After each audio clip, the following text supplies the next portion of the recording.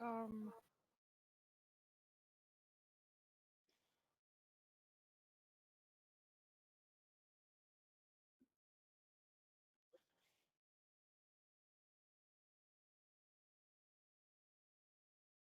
oh, I see your map tools. I am hearing an audio delay. Still, the audio is working.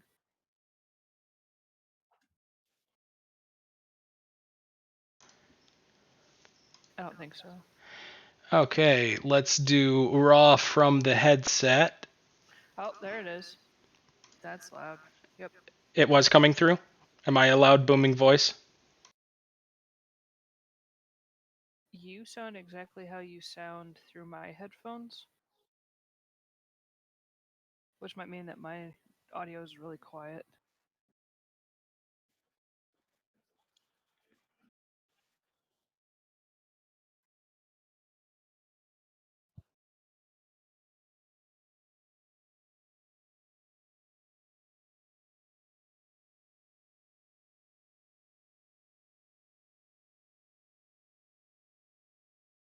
I say, if you're trying to talk now, I can't hear you through the stream.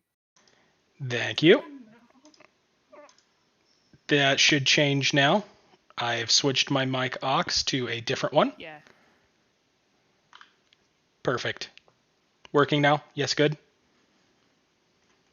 Yes, I see Yeah, it. it's I see it completely on put your stream. volume down to nothing in Discord, and I'm hearing you normal. Beautiful. Thank you. We shouldn't have to run the stream anymore. Thank you again for bearing with me as I rant to Best Buy. That makes 3 HyperXs that I've gone through in a year. So HyperX is no more for me. That's really crazy. And it's all been either the audio for headset cuts out or the microphone cuts out every time. Hasn't been any physical issues. It's always been like the innards. So now I have a Logitech 935. Ooh. That's crazy. And Mine's this is still working, but fuck. And this is why you always buy the extended warranty from Best Buy, because you can switch it out for $25. Okay, well, it's been a month, and we're back. So thank you very much for coming back. Um, you all have had plenty of time to roleplay. It's only been a night canonically, but as the day breaks after your nightly chats and various things that have gone on, you see that the rain outside is starting to let up. It's still raining. It would make miserable travel, but you can tell that, with probably another half day, the rain will probably let up. You know that you could make it easily to the mine behind you with no trouble. Just a quick jaunt out in the rain, and there's still the lovely pool of water that the Kelpie was in that you may want to explore as well. Otherwise, who knows? Maybe you'll want to go south, but it is completely up to you. And with that, please proceed.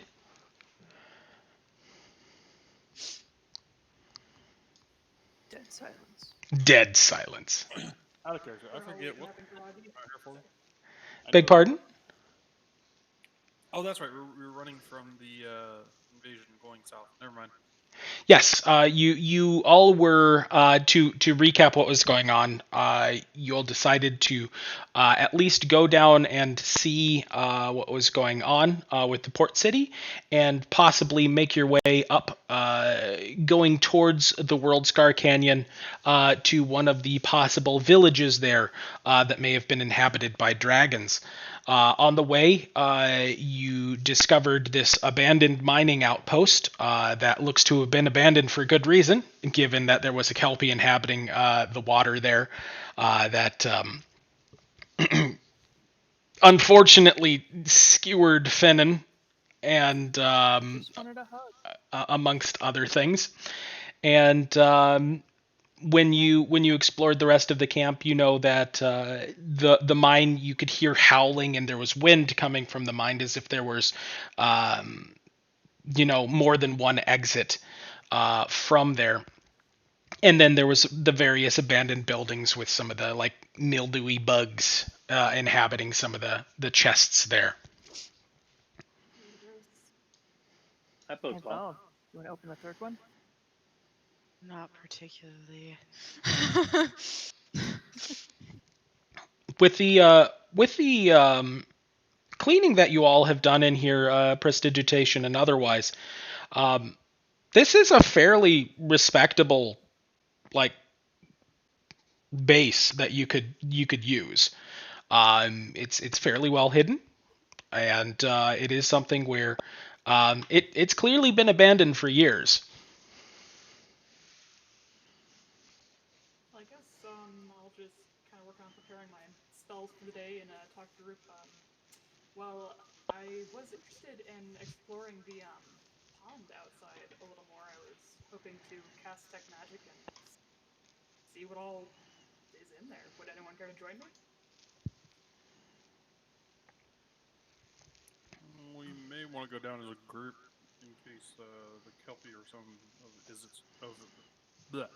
of its friends decide to come back. You do make a good point. Perhaps I'll have Ursula scout ahead. Might not be a bad idea. Yeah. Seems like a good plan. Then we can back her up. All right. So we might get a little damp, but if you would be willing, I will help clean you afterward with prestidigitation and such. Sorry, I just had to throw the cat off of my desk. Nope. A cat materializes on a desk in front of Jimothy. Jimothy has yeeteth the cat into the wall, where it has disappeared. I immediately attack Jimothy. They attack the cat. It's time for lethal CBC. I gently toss the cat on the couch next to me, top of a pillow. Jimothy has resummoned the cat and has placed it on the ground lightly, with love. All right, you're on thin ice, Jimothy. Thin fucking ice. Like, I think we've made it canon that I just casually kind of eat Ursula out windows already, so. Grab my bird, just go! Yeah, it's different when it's a bird. They can fly. Alright, so just right in front of the axis, I'm gonna open the door, grab Ursula, and just throw her out the door. Like, alright, go get him! Boy howdy, am I glad I made my notes for later channel, where I put the loot table for things. The Axios is just like convinced that at any moment that Jimothy goes too far with Ursula, she will just kill him, and so he doesn't need to bother with that. Like, Ursula, when she's decided she's had enough, will just finally deal with Jimothy. So I guess I'll just have Ursula come over here, do a perception check, and then swing back in range of my telepathy bullshit. Go ahead and have Ursula roll perception. Cat, why are you sitting like that on my keyboard? Can you not? Okay. So would that be visual? It would be a visual perception, yes. So you. Roll twice, so 13 or 16. Well, I mean, which do you choose? 16. Okay. Ursula, being a little annoyed at having to go out into the rain, but it not thunderstorming as it was during the night, doesn't see that there's, any, creatures of note that they can see. Ursula sees like some frogs, your typical pond-dwelling things, but nothing like the Kelpie from before.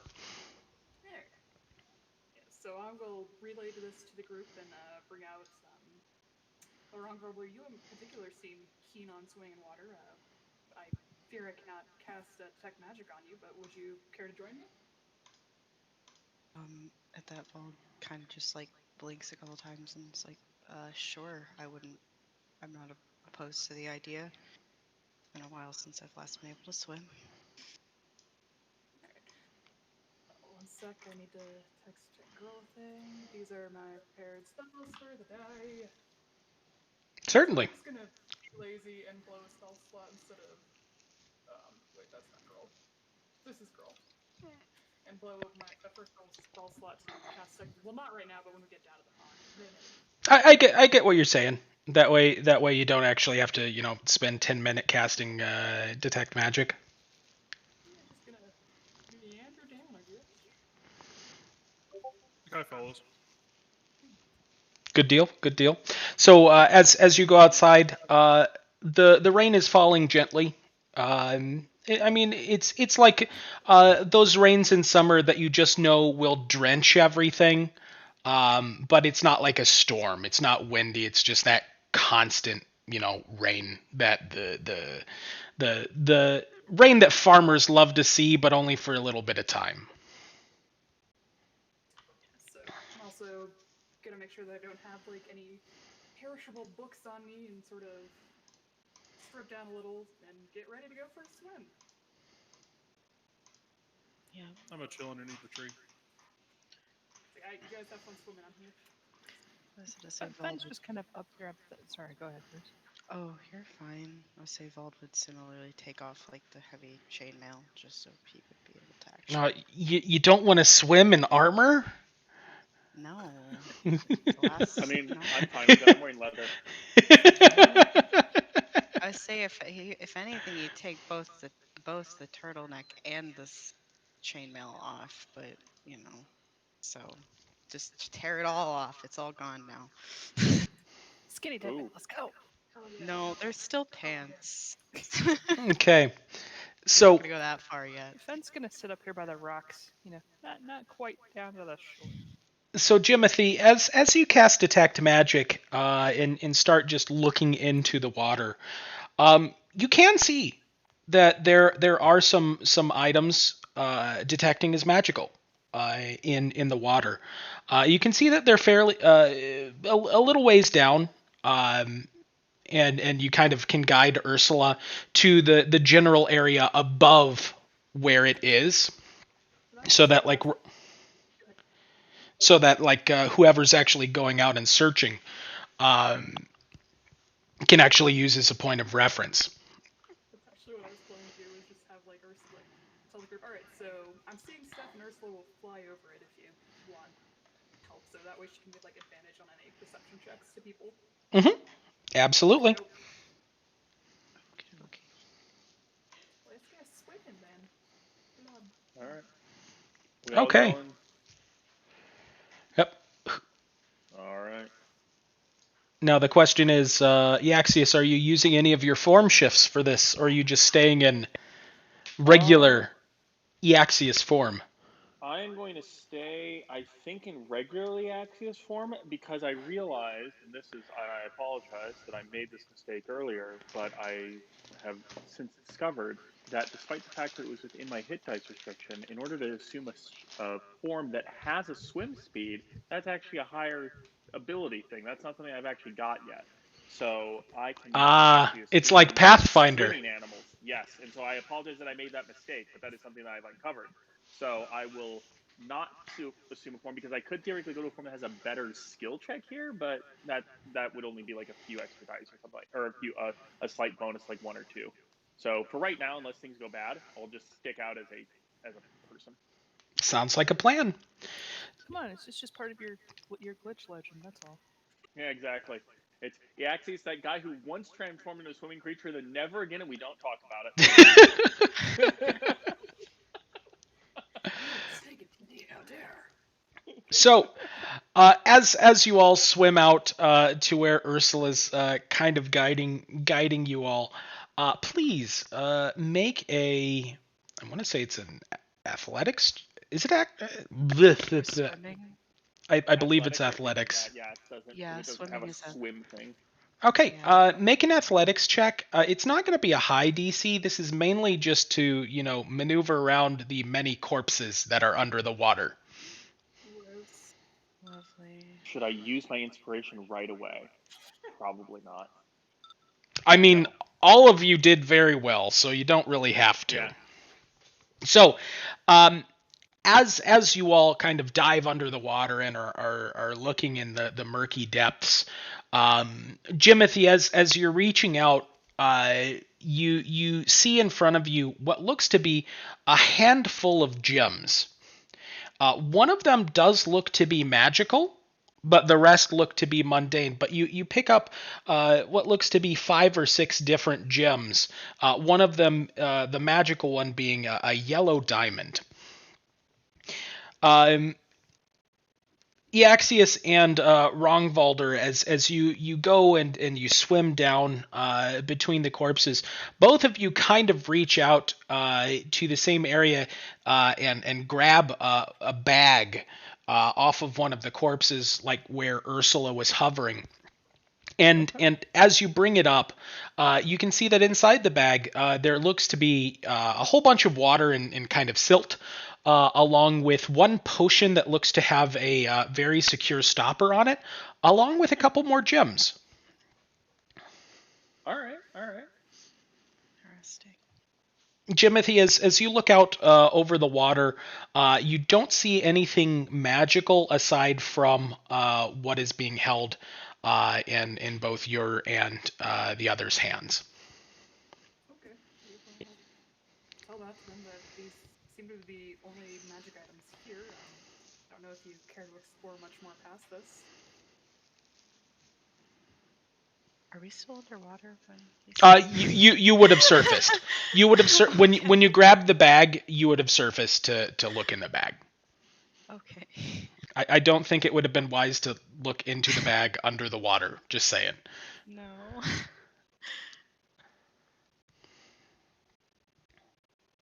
Yeah. Fenin has shrank down to the size of a small ant and is hiding under a rock. Oh, No. you doing okay, Fannin? Standard fine. magic it is. Guess I'm I'm- gonna. Sorry, go ahead. Oh, I was just gonna say Bald would probably dive under one more time just to see if he missed anything potentially less fancy. Certainly. Just to Go see. ahead and make another athletics check. Yeah, because we'll get the bag to shore. Okay. So as Rongvalder goes underneath the water, as he's searching under the corpse. I remember that. Anyways, as he's searching around the corpses, as he's kind of reaching in between one of the corpses shifts and falls further into the pit, but this is stirring up a bunch of like gunk and silt off of the bottom, basically making it almost impossible to see. You do as you were reaching forward, you kind of grab on to what looked like a shield, and you could bring that up, but searching from now on would be at a disadvantage. Okay. He wouldn't be a big fan of the silt and shit that's going all over the place, so he would probably just pick up that shield question mark and just bring that back up to the surface.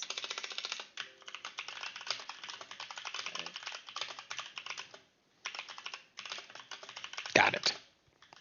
That is some furious typing, and I'm terrified. Yeah.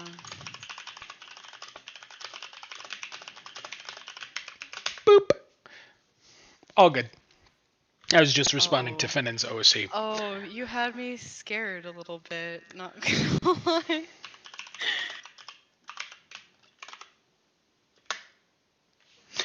Anyways, so as you bring up the shield, you can see that it's an older shield, clearly of dwarven make. It looks to be iron that's quite rusted from being in the water, being exposed like this, and some of the wood has kind of the wood's been like absorbing the water for quite some time. You could probably restore it, but it may take a little bit of time and effort to do so. It looks to be a fine make otherwise. Damn. Alright. Well, with that, Bob would come back up to shore with that. And grumble about it, about the bunch of soots got kicked up, so I couldn't really see anything beyond this, and just kind of show the shield. All right. And you said it looks like it was of dwarven make, so we would know that. Would Uh, he know that? Would Vald Dwarf know that? He doesn't. He doesn't. I don't. Yeah. Vald probably would not know. However, Eaxius, upon seeing the shield, definitely would. Oh, Well, I mean, you and your experiences with back home to the northeast, Eaxius, oh, those types of dwarves, yes. oh. Okay. You might hate me, but can I do a history check? Certainly. All right. So yeah, actually, looking at that shield, pauses for a moment, like, oh, 15. It looks to be a shield of dwarven make. Um, it is more of a, pardon me, of a hill dwarf. Um, it is clearly a shield that looks to be not like mass produced, but this would be more of a commoner's or like just a regular soldier shield. It's not really anybody that's super important. It doesn't have the type of gilding and embellishments on the shield that would signify somebody of higher rank. But even though it's a more common quote unquote shield, that doesn't mean it's of poor quality. Most of the weapons and things that they create are of very good make. Those words do.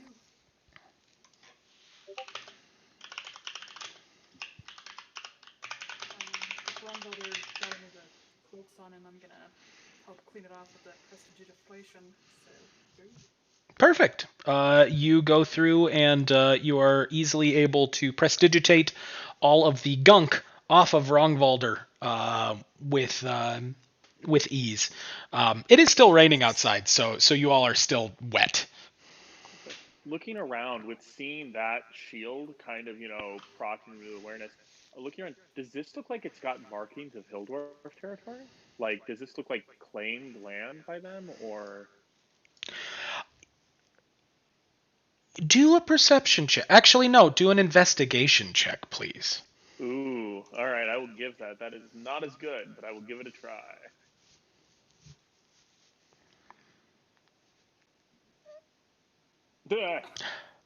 You rolled a D02. Oh, that does make it a little bit harder. All right, let me try that again. I'm gonna laugh if you still roll a 1. Oh, come on. Don't jinx it. I just can't roll anything. All right, that's not a 1. Looking around, the buildings might be of dwarven make. There's not really anything that you can see outright that is saying that this is hill dwarf territory. That being said, you do know in your experiences that oftentimes their markings weren't outside; they were more in the mines and underground where they tend to reside. And does it? And there's a mine like right here, yeah. Correct. Yeah, that's right up there, yeah. That's like there's like this pause. He sort of like turns back around to look at the mine. Yeah, I think we're in Hill Dwarf territory. What are hill dwarfs? Rannon. Yeah. Fen involved. What are hill dwarfs? Well, not saying this in sort of a they're dwarves that basically kind of live mostly with hills as opposed to mountains, so they'd run a lot into the forest. Ran into a few classes with them.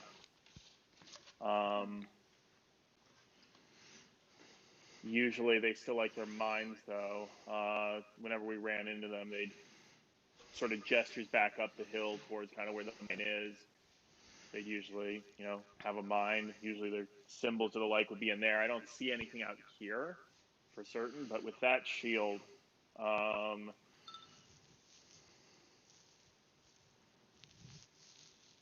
yeah, that's. I agree with the Spectre that is not actually saying this out loud. Might want to go take a look in the mine, but That is very curious. from my experience, hill dwarves are not exactly common in this area. Yeah.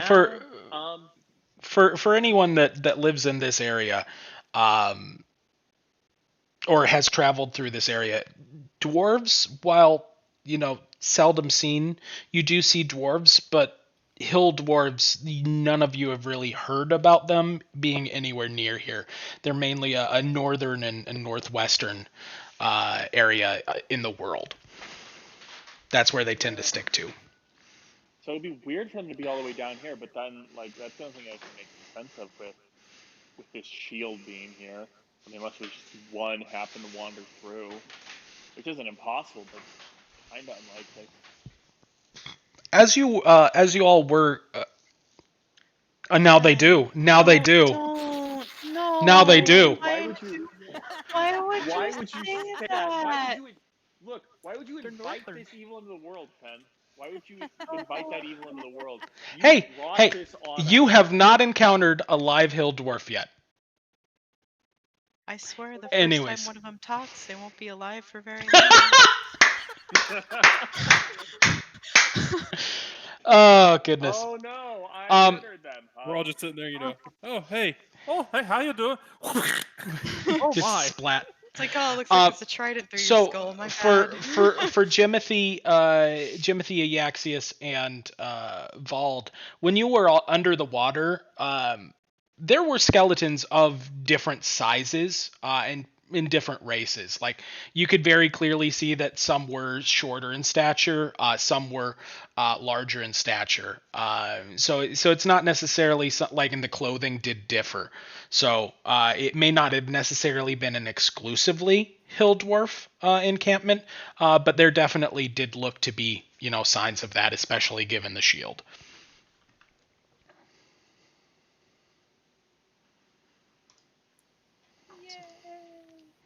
So Anyway. if there were, I was to say, so if there were different sizes of skeletons down there, then that's, I wonder if potentially it was just a group of people, just different people that were working on whatever this is out here. Weird. I'm sure it was just a normal mining encampment. Nothing strange about it at all.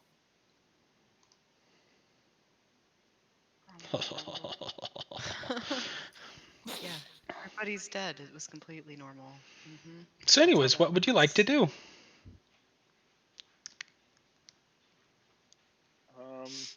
Well, do we want to take a look inside the mine? Do we not care? Do we want to just? I'm feeling a little curious. So I know about anyone else. I'm a bit curious. I feel like I'm probably gonna need my armor back on for it, but I'm curious. And then more up for that in the water. Well, I'm gonna head back to the cabin and just kind of gear back up, I guess. Very good, very good. I get to play around with new tools. While they're doing that, Ajaxius isn't going to head in there, but he's going to try to, since this was usually where their symbols were, he's going to try to take a look from the entrance of the mine to see if he can see anything from in there. You can see that the mine entrance itself, it does look to be, kind of littered with many signs, like of different, almost like mining companies per se. One of them does look to be a very common hill dwarven symbol. However, you do note that there was a couple different human types of mining symbols, and actually even an orcish one or two.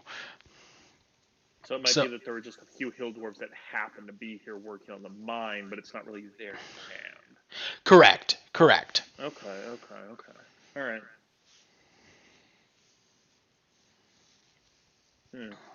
Makes sense. All right. Well, luckily, it doesn't seem that it's actually hill dwarf land, but all right. You can still feel as you're at the mouth of the mine. You can still feel that that breeze that's coming from the mine. It's not a strong wind, but it's definitely noticeable, especially considering all of you are damp from the rain. You can feel that it's gusting against you and kind of evaporating some of the water on your clothes. There's also, just the ominous howling as if, when wind is coming through enclosed spaces, just that the very low tones as it's coming through.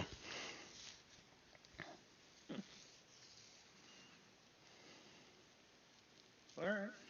Doesn't sound ominous at all. Nope. All right. Well, shall we head in? I guess. Yes, go. All right. Well, we should probably wait for Fen to join us. Don't want to head off without him.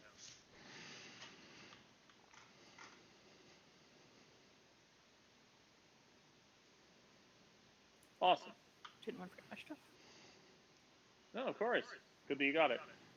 You doing all right, by the way? I'm fine. All right. All right. Okay. Yeah. So, as you all proceed into the mines, things are actually very well laid out. The mines are very clearly professionally made. They have, as you're going in, they have brackets every 5 or 6 feet, making it so that the mine doesn't collapse in on itself.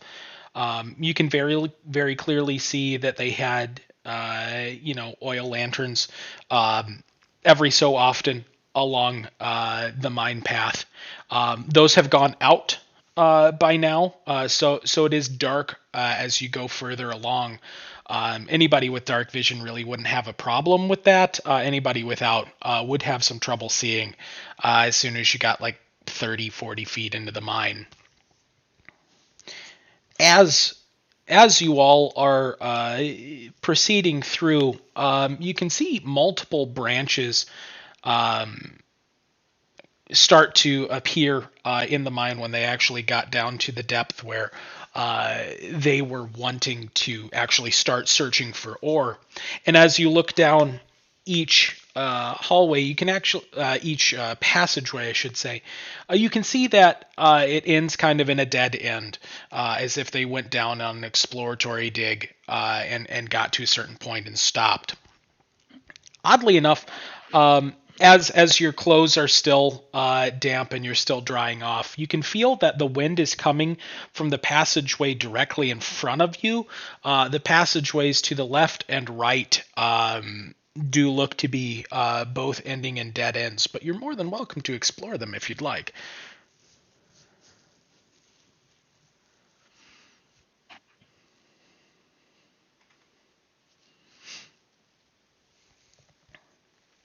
As Finnan pulls out a lantern and lights it with his fire clicker, a beam of light, just like a high-powered flashlight, just is aiming down the tunnel. And as the brightness first comes out, you all are just temporarily blinded. But as your eyes adjust, you can very clearly see the signs of pick marks along the wall.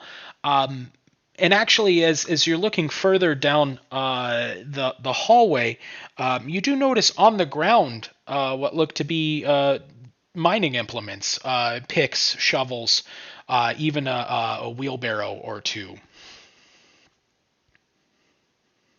Could I do like an investigation check to see like how long these have possibly been here? Certainly.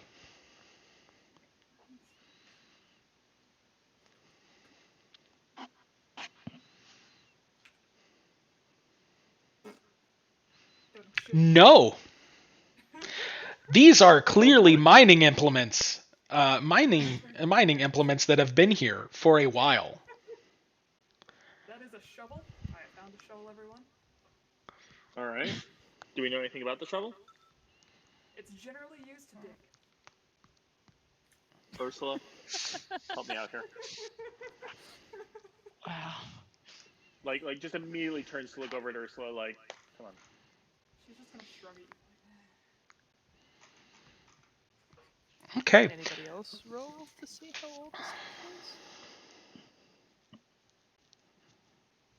Yeah, I mean, I'll give it a shot. It's investigation, you said? Correct. For these, just trying to find out the age of an item just by looking at it. Eaxius, Yeah. you can Nice. tell that these mining implements have been here for years. By the age of them, probably 15, 20 years, something like that. I would guess they've probably been here for about 15, 20 years, yeah? As you go up to investigate the tools, you can actually feel the wind coming from what looks almost like a small gap in the wall next to you, and it's coming through at a pretty brisk pace, like considering you know how wind will naturally get faster if it goes Yeah. through a smaller space. That's basically what's happening here.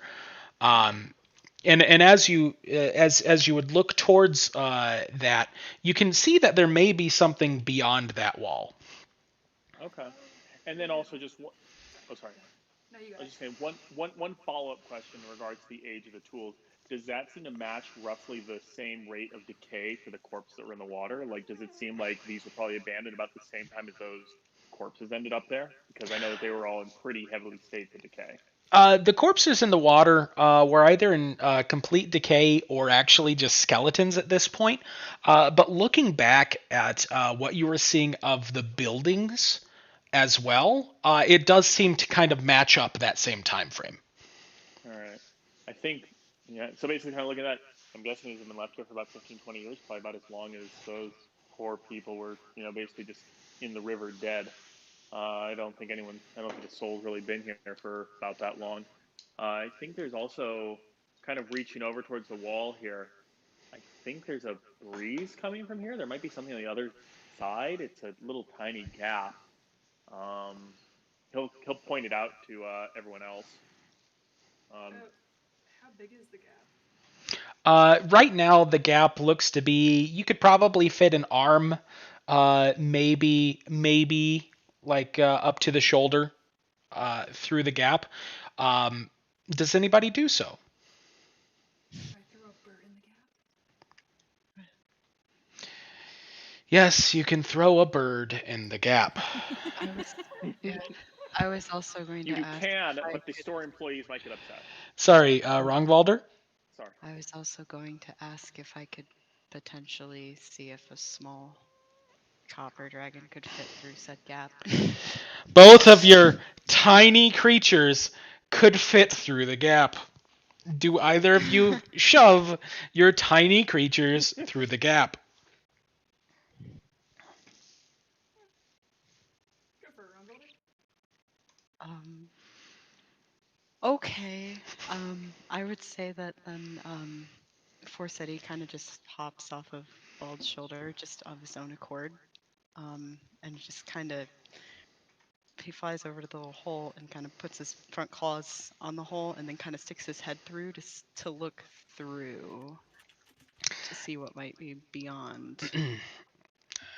Boop. As Forseti, if you That's a name. Oh no. if you zoom out on the map, you'll actually see a small portion of the map that's actually uncovered.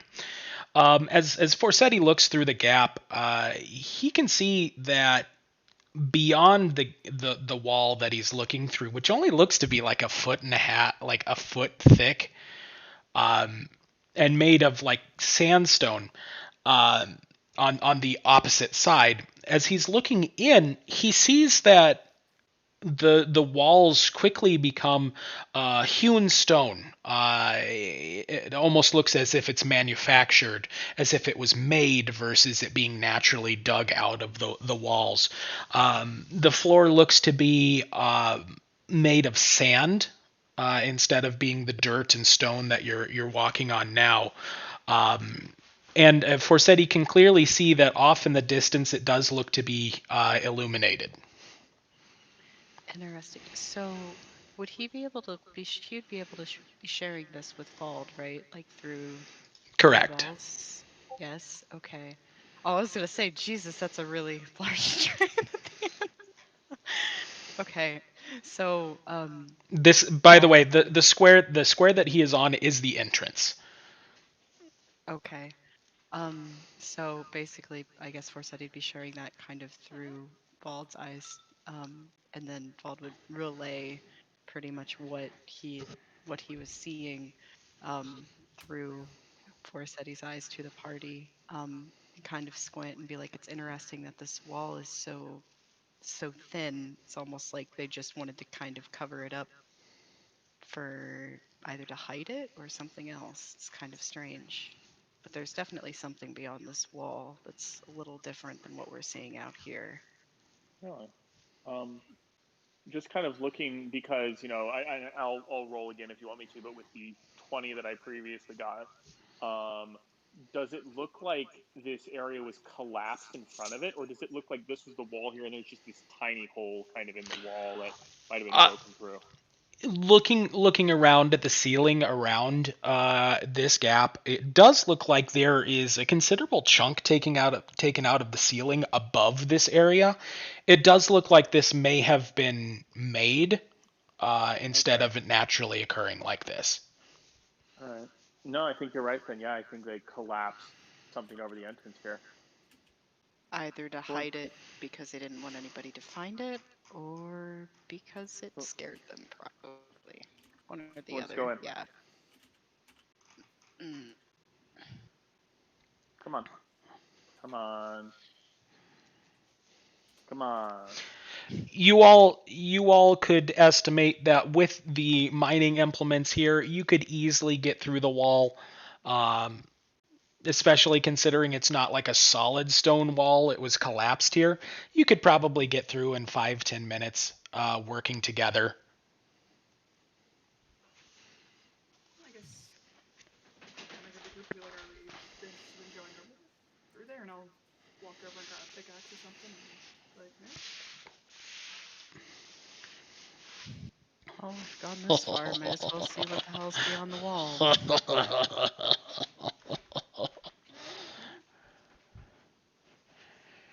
Okay. Sure, this isn't cursed at all. Be fine. Could possibly It's go definitely wrong. cursed. Okay. There you go. So, marching order. Here's what happens.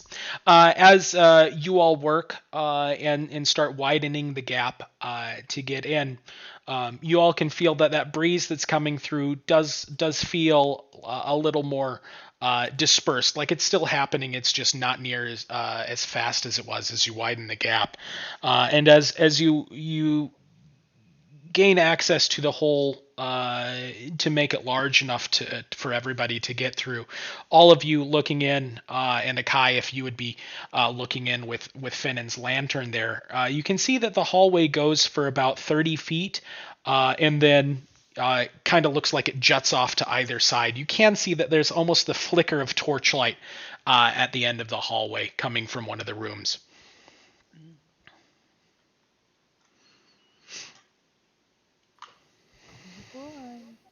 Who saw this? Everybody? Anybody that would be looking through the hole, so I'd assume all of you.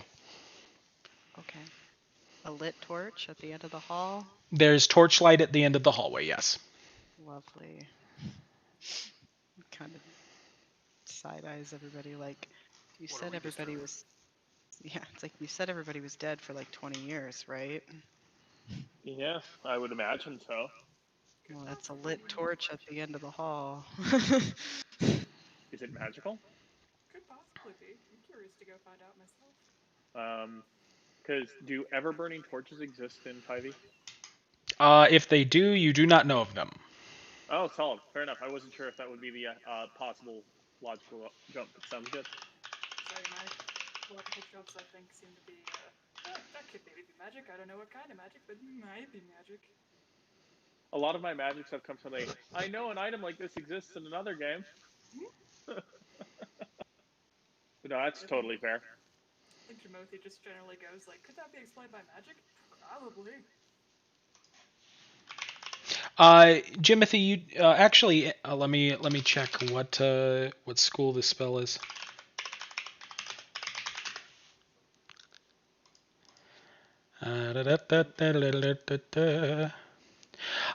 Anybody that can cast divine spells or wizard spells would know of a spell called Continual Flame, which is basically a torch that does not go out. Oh, cool. Oh, wait, wizard spells? Yes, wizard spells. Meaning also just making sure Eldritch Knights fall under that Yes, as well? Oh, dope.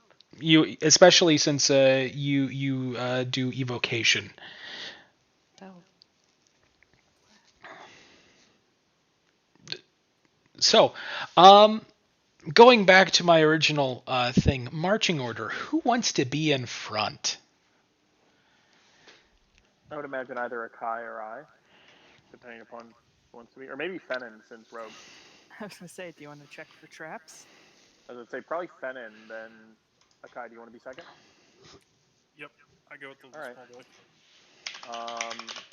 Then I'm willing to bring up the rear unless you want to unless either Jimothy or Rand want to. I can go behind Akai, All right. probably, or either that or in front of you, like whichever. If Jimothi wants to be behind Akai or not. I'll I don't know. be good with being in the back. All right. Okay, so I think our marching order is Fennin, Akai, Rand, Valder, Yaxius, Jimothy. Okay, so Fennin, Yaxius, Akai, Rangvalder, Jimothy. No, Akai, then Randvalder, then me, then Jimothy. Got it. Okay, there's not Death Anger, Rangvalder, and there is Jimothy. Okay, Ursula is right here. In the day's still young, you never know. Okay, so Fennin, as you Coolest eye patch. you do, it is a bird. As you move forward, you can see that the door to your left does look to be closed. That's what that square represents, just for future reference. That is a closed door. The one to your right is a door that is just missing, like there's no door there. There is an archway, however. As you peek around the corner, you can see, let's see, Fog of War tool. Let's see, you can see, boop, boop. As you peek around the corner, you can see what looks to be a room that's fairly well lit there. And as you're looking in, make a perception check. Right. Just need to look it up real quick. It's been a while. Certainly.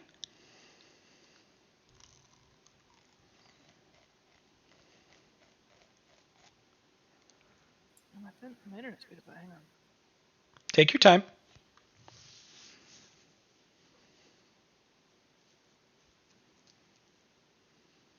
Is it star or slash? Slash.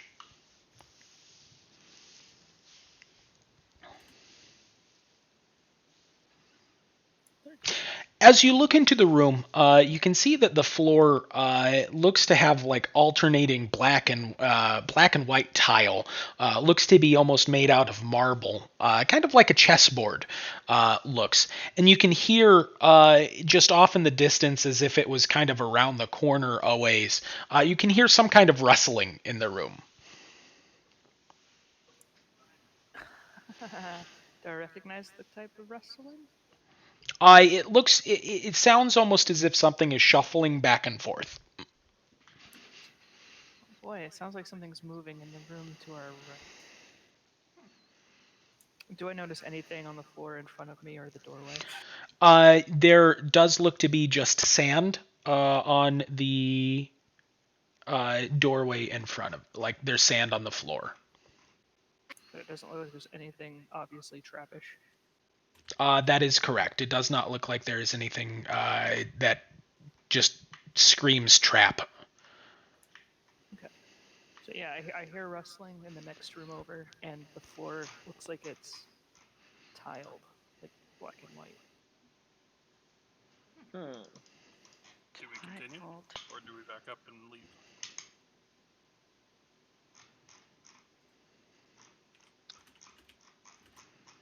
Well, I mean, hmm.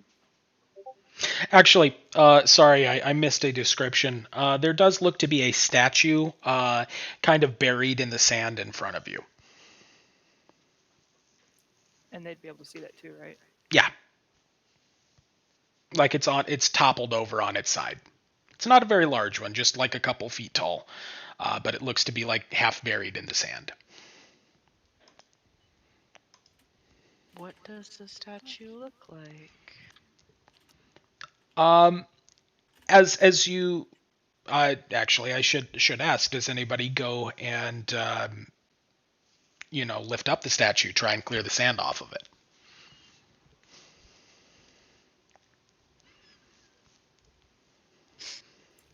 Hey guys, I think the DM's sus. I saw the DM vent. It's like you clear the sand off its face and it shoots a laser out of its eye. It's like, fuck. I mean, do you want to check if you're trapped? I could try. Yeah. Make a perception check. Okay. And you get advantage because Ursula's aiding. Nice.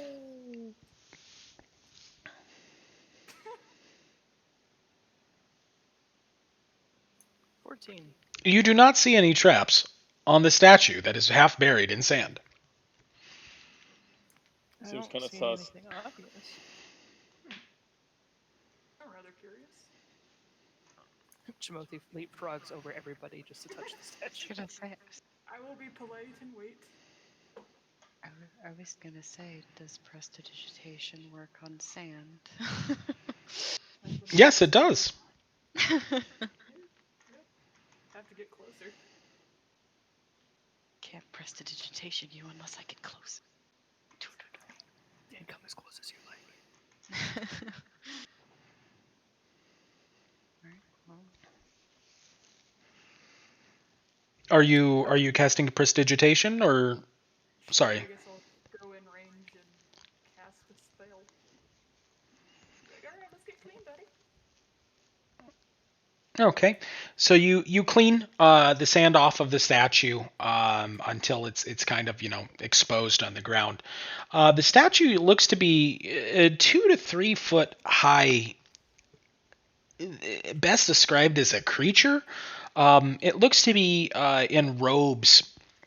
It has what look to be kind of normal, human-looking hands, but the head is kind of an amalgamation of it's almost bulbous on the top. The face is almost grotesque in how it's portrayed. And instead of what looks like a mouth, there just seems to be a protuberance of like small tentacles where the mouth would be. oh no. As soon as you started that, no. I'm like, oh, it's a mind flayer. Oh No, don't like that. Do not like that.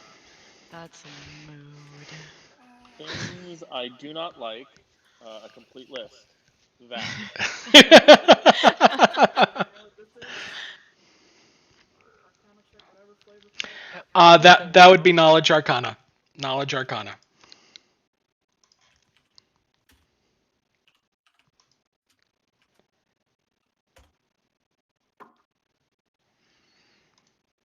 Anybody else? Anybody else rolling that arcana?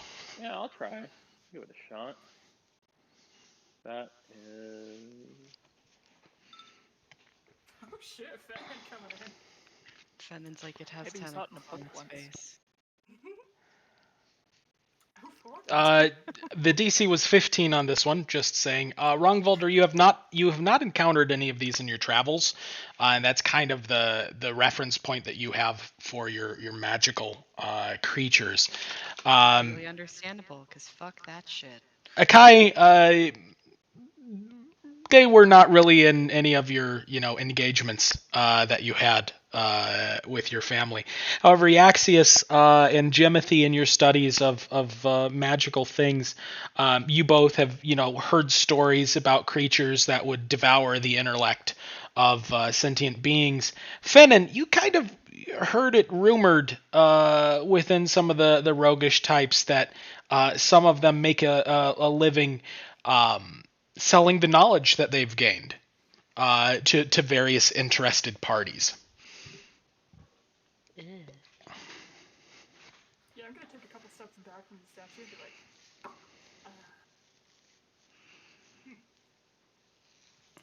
Fed's just like, oh, it's one of those like brain sucker things.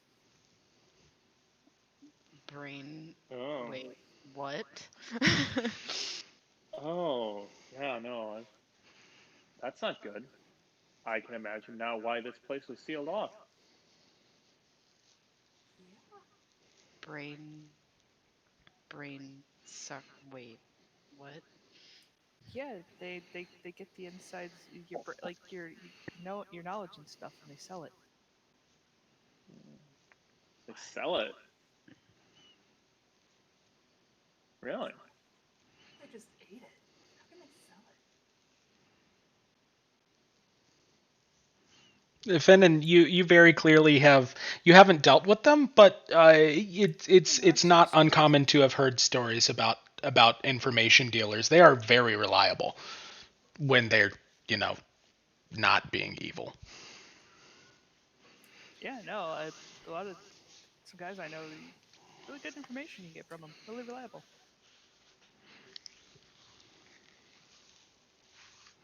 Just fucking from Timothy's brain, like, fuck.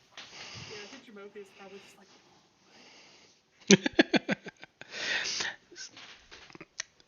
Fennin, as this has been going on, that rustling doesn't look to have changed. It looks to, you're just listening off in the distance, and you can still hear that it's just like rustling as if something's moving back and forth, maybe in the same spot. Well, I don't know if the rustling's alive, because it doesn't sound like it's changed location, if we wanted to look. Yeah, if you want to take a look around the corner. You guys have to move closer to the brain sucker. It seems to just be a statue. well, Jamothi already got like 10 feet away from it, so. Can I just kind of step sort of close, just so I could see? Certainly. The doorway. So you're moving in between the doorway.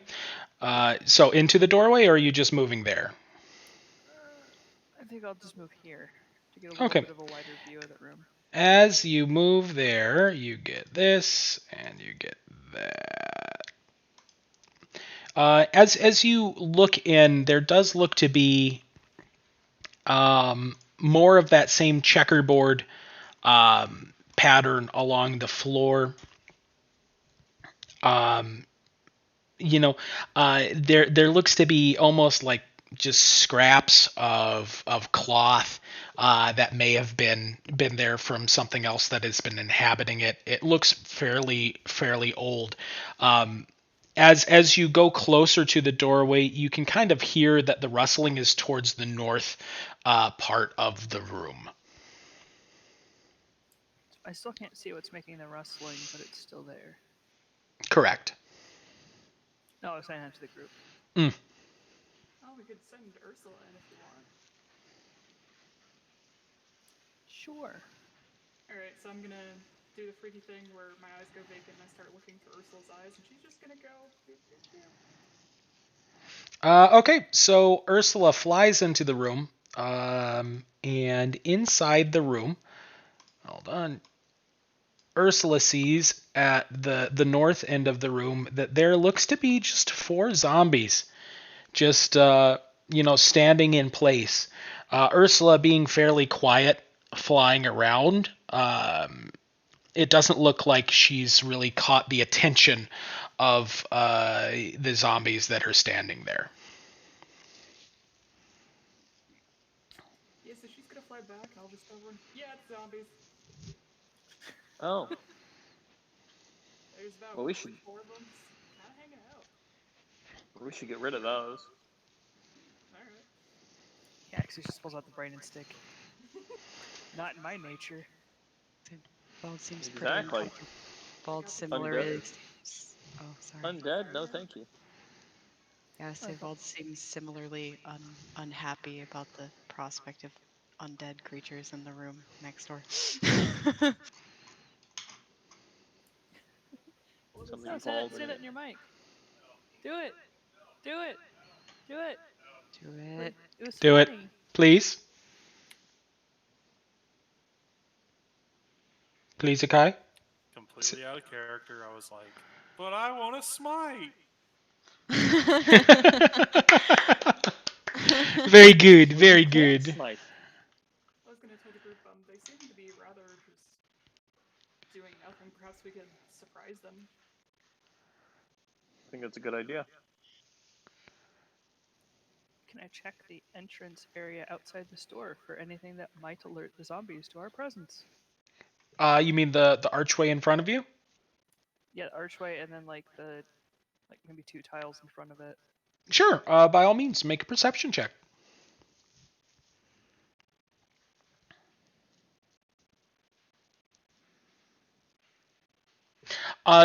Looking around the edges of the archway, looking at the sand as it goes to the marble tile, you don't actually see anything that would cause any alerts outside of you actually being there. Just the sounds that you would naturally make. It doesn't look like there's any alarms or traps that would trigger to alert the zombies of your presence. It doesn't look like the entranceway is trapped, so we should be able to move in. I don't know how much will surprise them though. I have an idea to distract them so they're turned away from us while we head into the room. That would be doable. All right, what do you got? Well, what my plan is to do is to essentially send Ursula in so I can bullshit wizard line of sight and cast silent image like in the corner up here so they're looking over there while we just come in behind them. But are they turned away from that initially? I don't know, which way are they turned right now? Sorry, I should have marked that. I will do so now. Set facing that way. Set facing that way. Set facing that way. And then set facing... Whoop. Nope, you did not move. There you go. 2 of them were facing south and 2 of them were facing east. So I essentially want to get them all looking in like this corner over here or something just away from us so we can have like a surprise around or something. So can you move the silent images once you set them? Yeah.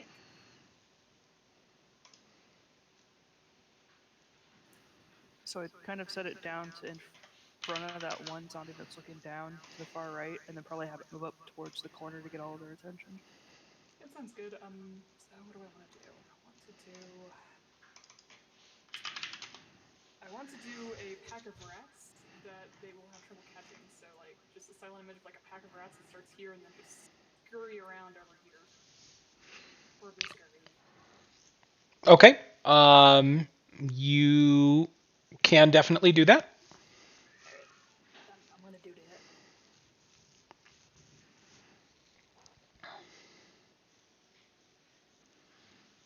Okay. So I'm just going to, draw the pathway of a pack of rats. And, the rats kind of generate here, and then they go up and scurry through and completely create a void space in the tiles that are on the ground. Does that mean the one zombie falls through and we get a... Just kidding.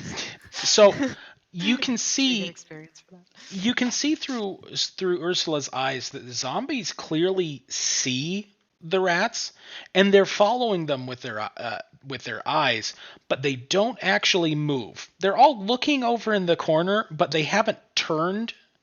Like they don't turn to follow it, but they do clearly see that the rats are going.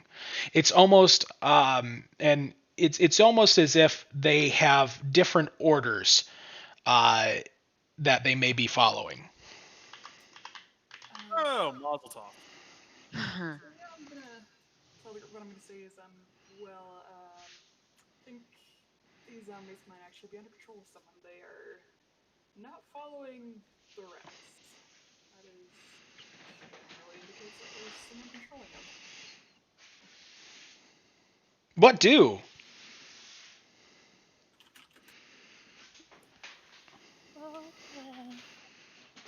Oh boy. I wonder if this is also related to the Shulka we fought earlier.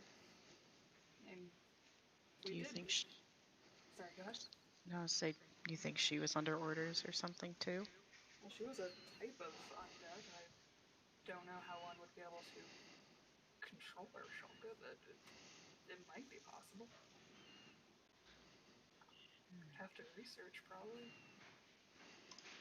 But I believe we did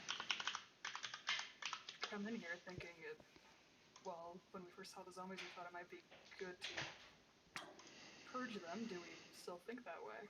Even though it might be more dangerous for us. What does Ursula see to the south? Ursula sees. I'm just going to describe it since I'm the one there.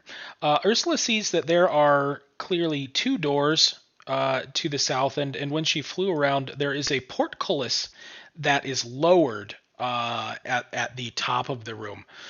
Both of the doors to the south looks to be just a simple wooden door. It looks to be a wood door. Speaking of wooden doors, the door directly to your left is also a wooden door.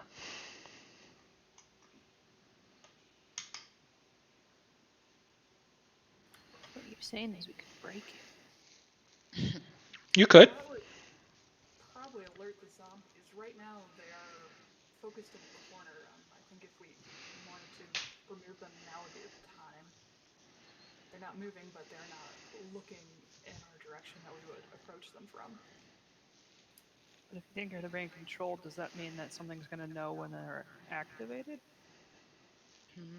Probably.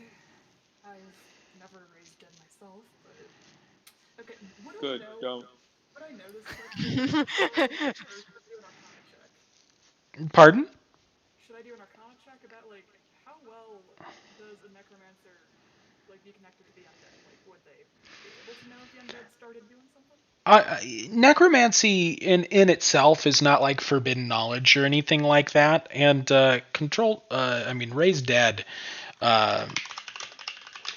isn't a high level spell. It's actually never mind. It is a high level spell. It is a 5th level spell, but it does make it so that actually, hold on. No.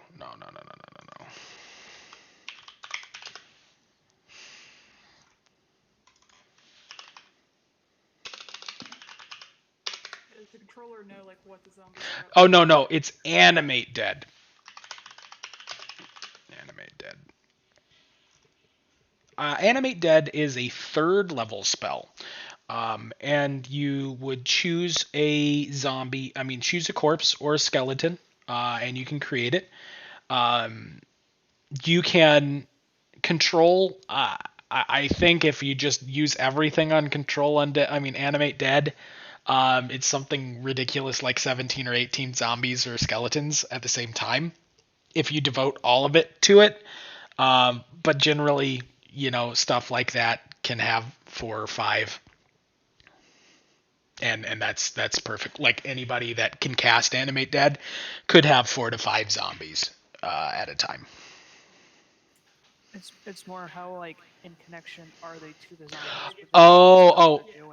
No. It's nothing like that. It's not like the bond that you have with Ursula or Forsetti or anything like that. It's not a two-way bond. It's basically like, okay, I've raised you. You're my servants. I've told you what to do. Now do it. Okay. Do you get feedback? I guess. No, is what I'm wondering. there's no feedback. So Jimothy, but- you would know there is no feedback Okay. So I will on that. form Fenn that will, and I've never animated dead myself, but from what I understand, they don't communicate with the person who raised them in the way that I communicate with Ursula. They should not know if we get rid of them. So if all the doors are closed, nobody's gonna know if we pop the zombies. That is what I believe, yes. That makes it slightly safer.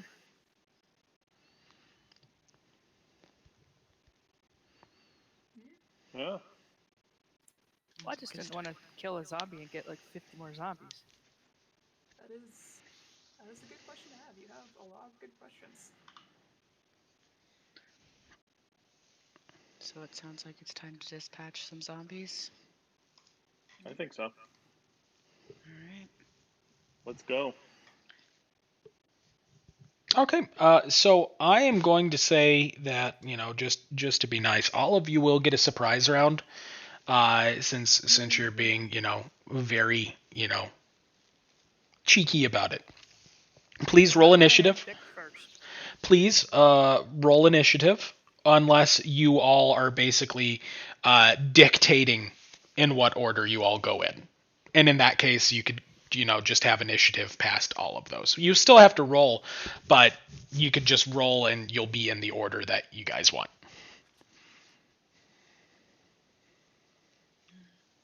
I think I want to go last from all these guys. I definitely don't want to be first. I'll be first.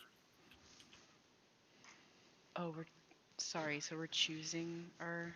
Okay. Do we still... Yeah, you'll still roll initiative, just so that... Actually, hold on.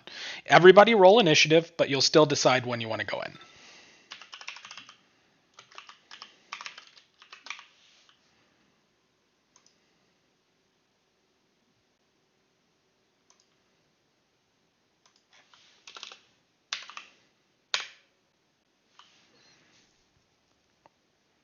Do...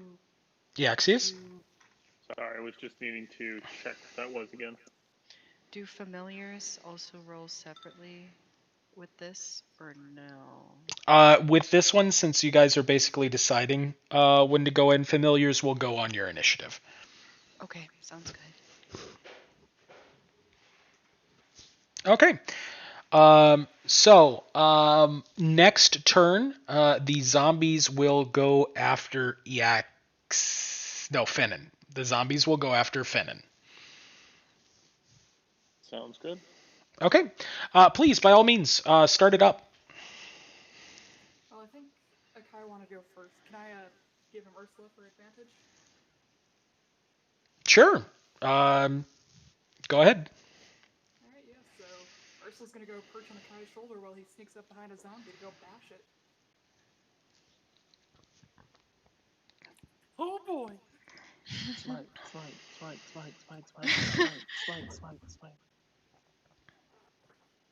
Yeah, so she's just totally on his shoulder, and when he goes to smash the zombie, she's like gonna fly at it, distracted or something.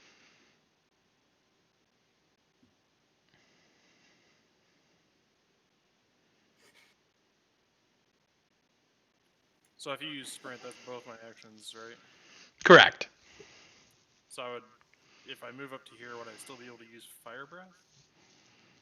Fire breath does require an action in order to use. But you can get the zombies' ire to try and distract them from other people. But if you wanted to torch them, you may want to, go like, hold on, like over here, and then fire breath that way.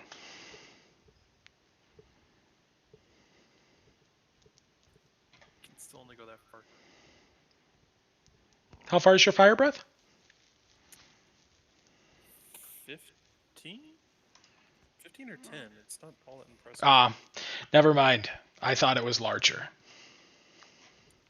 Could we try to get him up there like with a stealth round or something? If you want to roll stealth, you definitely can. It would be against the zombie's passive perception.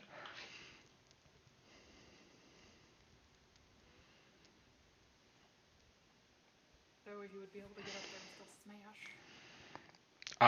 I mean, if you want to try and sneak up there, you're more than welcome to. You would need to roll stealth in order to do so. Do you want to try and do that?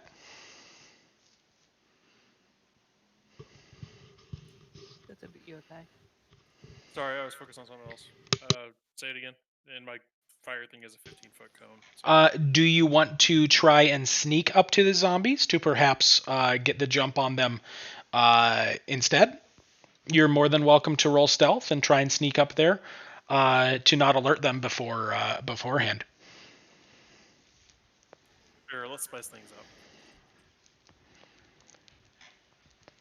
up. Okay, so go ahead and show your movement of where you're going to go for the first move, and then roll stealth. Okay, for this, I also want to try to give him advantage because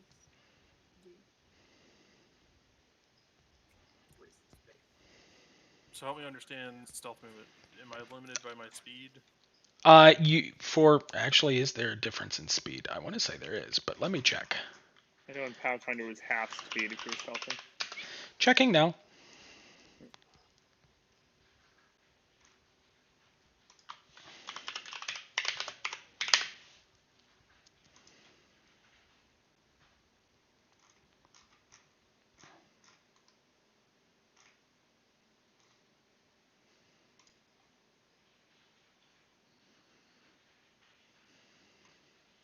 It doesn't look like it actually says.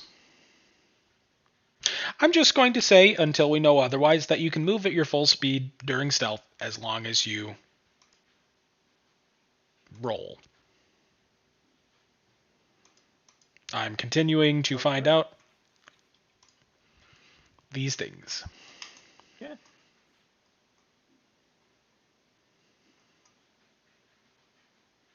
Okay, so I can move 30 under stealth, correct? Correct.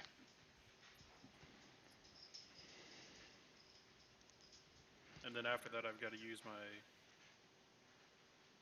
Well, I would move to where I want to for stealth, and then. And then, what is your stealth score? Like, what did you roll? Is what we would determine there. Because basically, at this point, if you didn't roll well, the zombies would notice you. If you did roll well, they won't.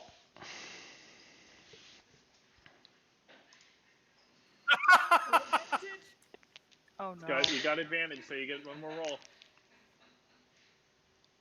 Woo! Oh boy! Oh, nice to know my rolls are in character. My claws scraped across the ground. I was also gonna say, because he has heavy armor, that gives him disadvantage, doesn't it? Like, if you have chainmail or heavy armor? Regardless, the zombies have spotted you. And yes, so the advantage and disadvantage would cancel out. So the 3 would stand. But regardless, as soon as you walk into the room, the zombies instantly, just all kind of lock eyes with you. And you can see that they're clearly set to start walking towards you. Well, we tried. Alright guys, you think you managed to stealth? The clap of a Kai's ass has alerted the I'm zombies. judging from his yell that he did not stealth. That'd be He a should hurry in there. Does that waste my turn, or do I still? You still have one action. One action. I can't do shit. All Can't I you? can do is get closer to the zombies that see me. As I say, you could close in, that way you'll be able to attack him next round, but yeah. I'll wait here. Could be smart. Wise. Swarm. Okay, I forgot to actually put the initiative tool. Where's my initiative clicky? Initiative clicky, where are you? Oh, so we're not able to do the sneak round now, or the Because he failed the surprise? spell check. Yep. Son we've of a got the surprise. We've got the surprise. You have the bitch. surprise round, but it's not That's- stealth. They know you're there, so you Okay. don't get advantage on the roll. You just get to go first. Got it. So, are we going by initiative, or are we just going in whatever order at this point for the surprise? The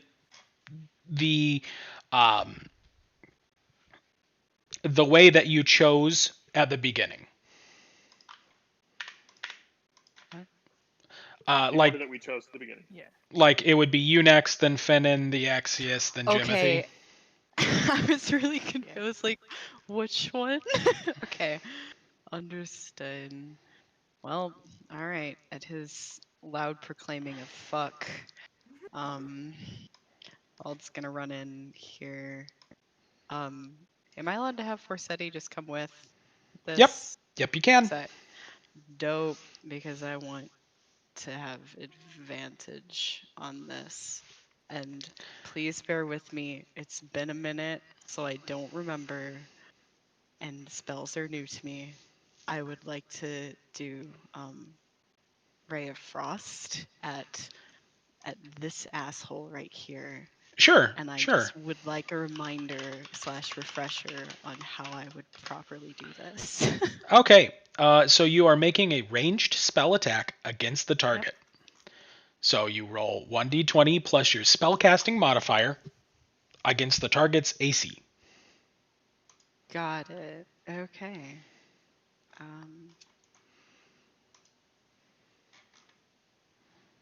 And you have rolled a 16. The ray of frost juts out from as you point towards the zombie. A ray of frost fires off from your finger and strikes the zombie in the chest. Please roll to hit. Oh, okay. Roll to. Okay.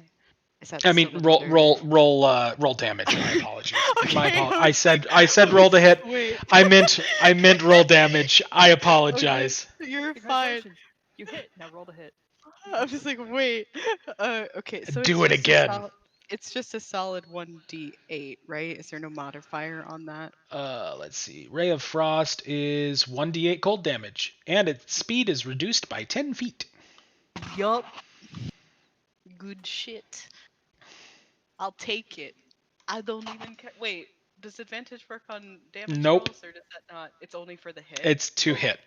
Correct. Okay, cool. Makes sense. That's cool. I want Bar. to just his ass. It is a cold zombie. Boop. But its also state is. We're going to say other. Okay. Makes sense. Fennin, you see Rongvalder point and a ray of frost erupts from his finger. Just like, all right, all right. Say just a quick flash of red when that happens. That's it. I'm just Then I'm just back to gonna normal. around as I sprint over here. You go around and sprint over there. Cool deal. Axius, what do? All right. Actually, first, Yeah. roll 1d7 for me. Ew. All right. 6. Understood. Thank you. All right. Cool. Okay then. I don't know what that was for. Don't worry about it. I'm more worried now. All right. That is 20. I apologize. I'm writing on a laptop, so I'm not able to do the little left click. And that would be 15. So that is 35.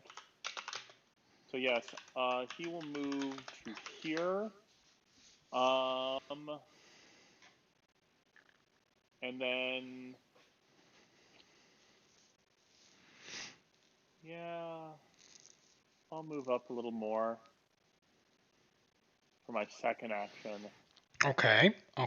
We'll- How far are you we'll moving? move, I think to here-ish, because I want to try to make it so that maybe 2 can reach me, but not 3 because I don't have a ranged attack. Cause, You well, do let's- know that the ray of frost that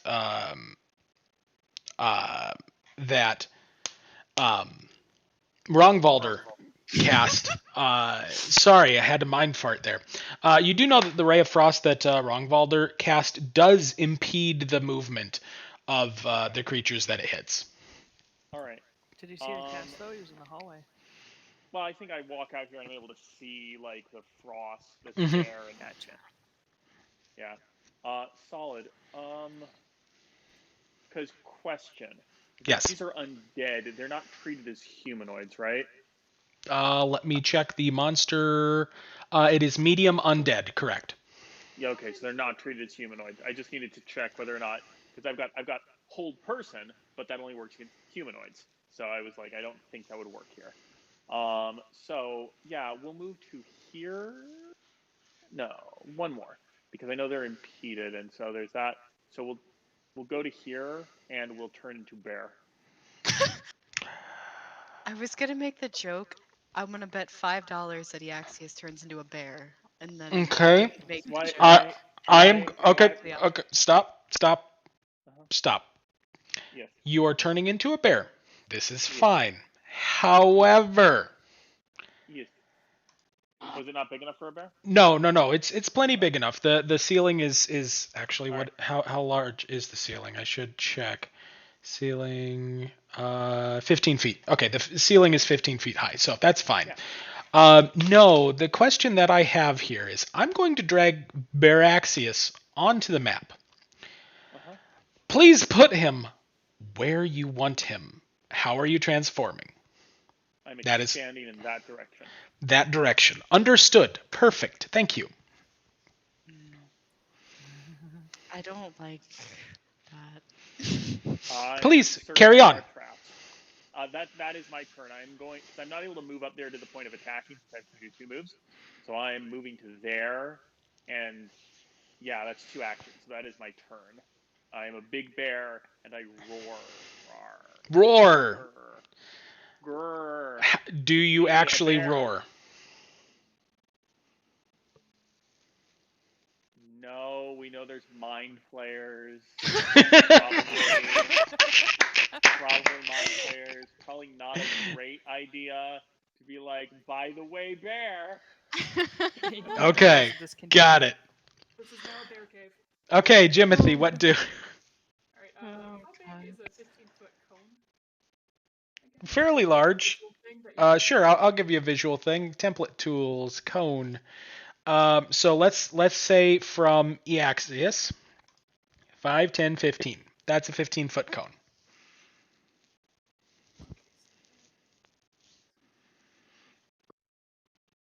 Because I want to be able to hit these 3 with a 10-foot cone. With a 15-foot cone. Okay. It may take a little bit for it to actually, like, Rotate correctly. to, you could, okay, hold on. You could do, that is technically a 15-foot cone. Right now, they're not really in an orientation that you could hit all 3. Wait, even if you like scooted that 15-foot cone over 1? So 5, 10, 15. 5, 10, 15. Hold on. 5, 10, 15. It either hit one or the other. Okay, yeah, so I guess I'll. Oh, I mean, that hit these 2, so I'm. Where did I have to be for that? To actually hit, you would want to be. To hit both of them, you would need to be in this square. Okay. Yeah, so I'm gonna send Ursula up there and cast, My brain just had a fart. Yeah, I'm gonna go cast Dragon's Breath and have it be fancy radiant damage. Okay. Please, by all means. Alright, so. So they must make a dexterity saving throw. Doesn't say what they have to beat, probably my spell save DC. It is your spell save DC, correct? Because I wrote it down in like 18 places, but I need to get it tattooed on my arm. the only way? I'm going to say no, Okay, yeah, so because they rolled a 9. that's 3d6, so. Yeah, I know it's at least 14, I think. So they take 10 damage. Got it.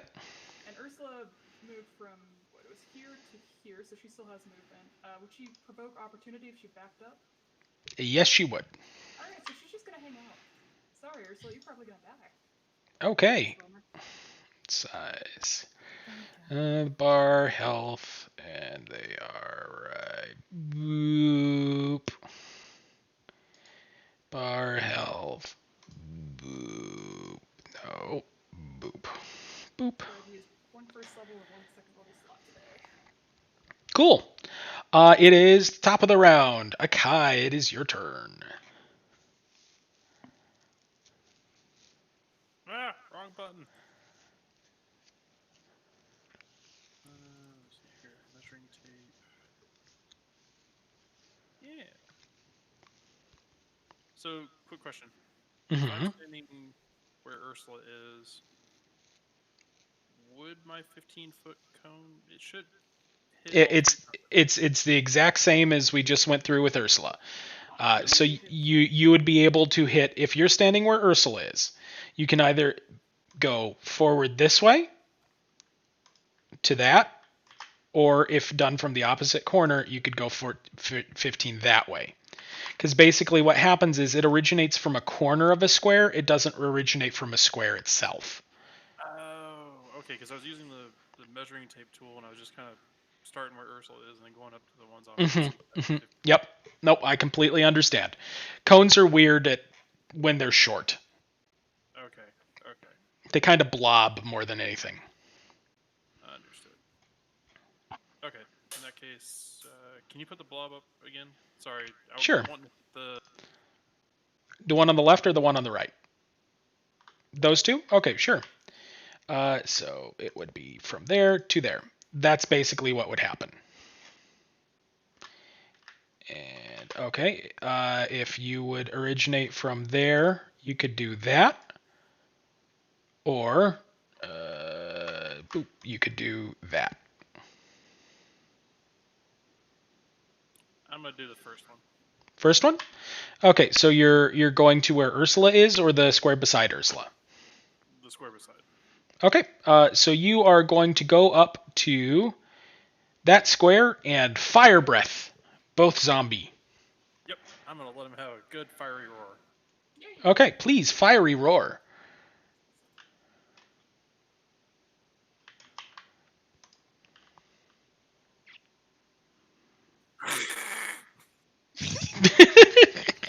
Nice. Nice. That's what I get to do.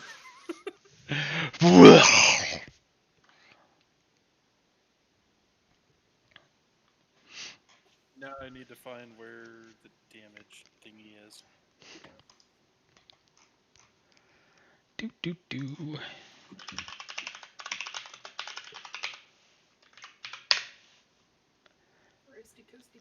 It is 2d6 damage on a failed save. Which I will check now to see if they save. Because I believe it's a dex save. So I just roll. No! They don't save! They rolled a -1! Anything, they fall into the fire. So they take 2d6 fire damage. Fucking nuke it, Almost dot as it. Glad to see NPCs can sometimes have my roll luck. Nuke it, dot They it. take 11 damage. Your flames just roasty toasty those zombies. Let's see. They need to make, because that's the way zombies work, they need to make a DC 17 Constitution save.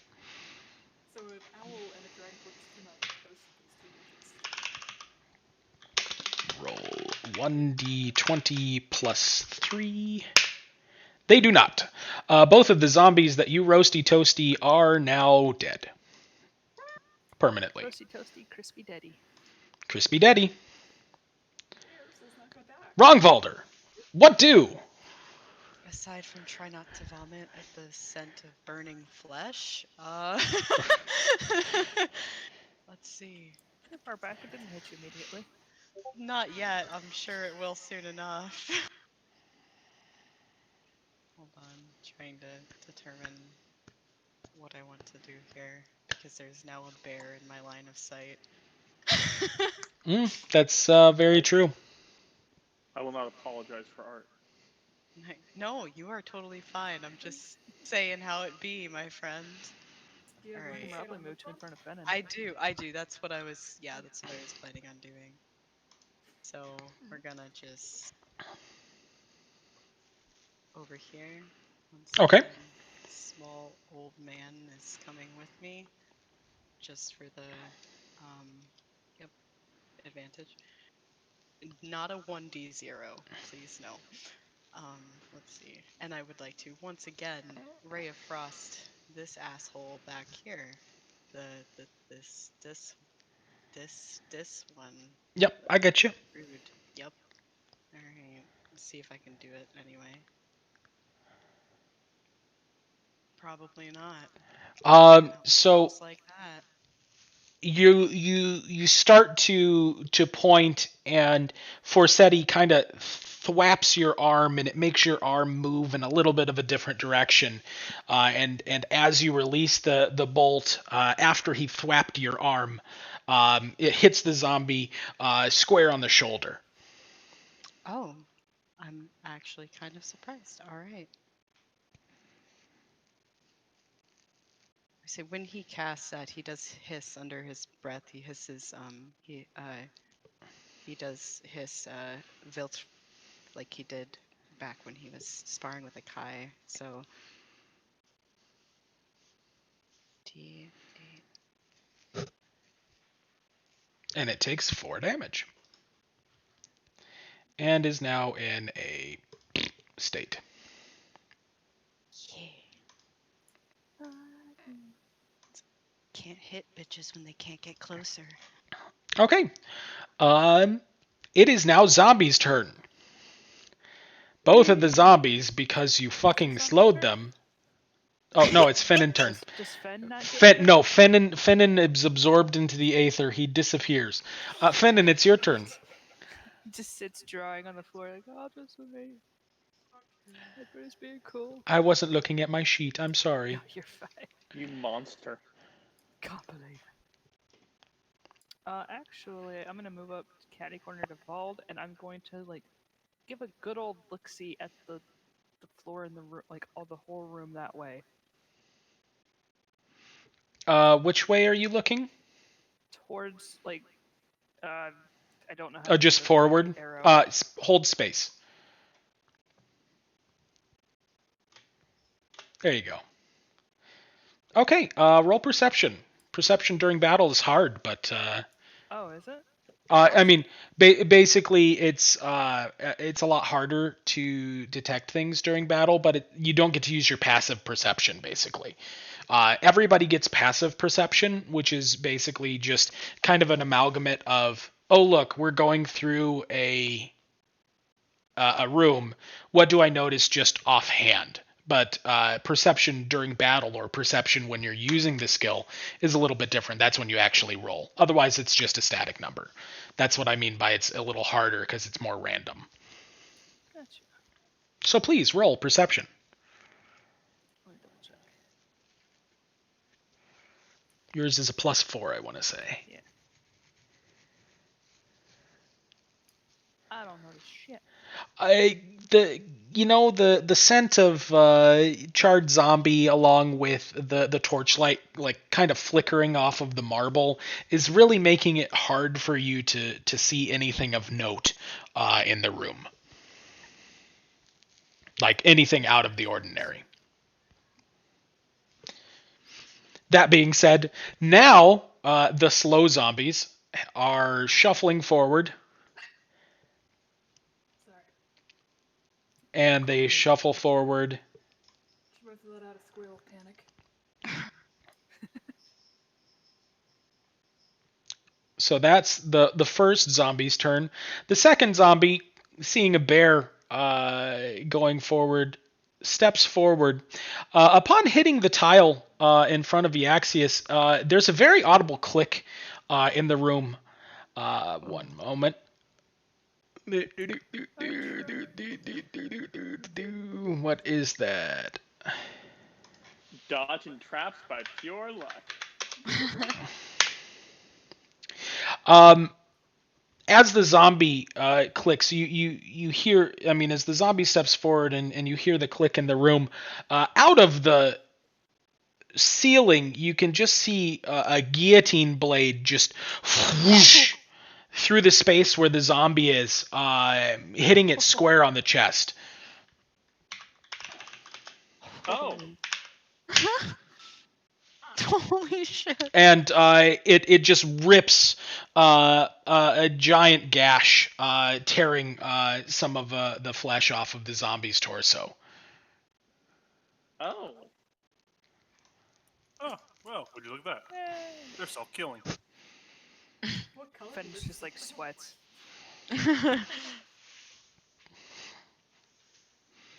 Oh. That being said, zombie right in front of Baraxius. What are your stats? Zombie, it is 2. Does a 13 hit Baraxius? A 13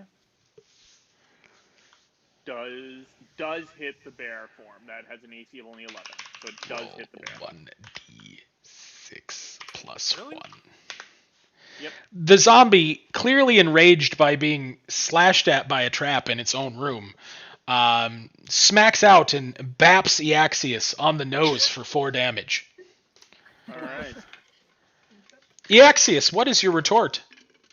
You don't fuck. My retort, I engage him in a spirited debate on why that was very rude. I do this by biting and clawing at him. Okay, please, by all means, roll to hit. All right, I will roll for the bite attack first, because both of them are +6s to hit. All right.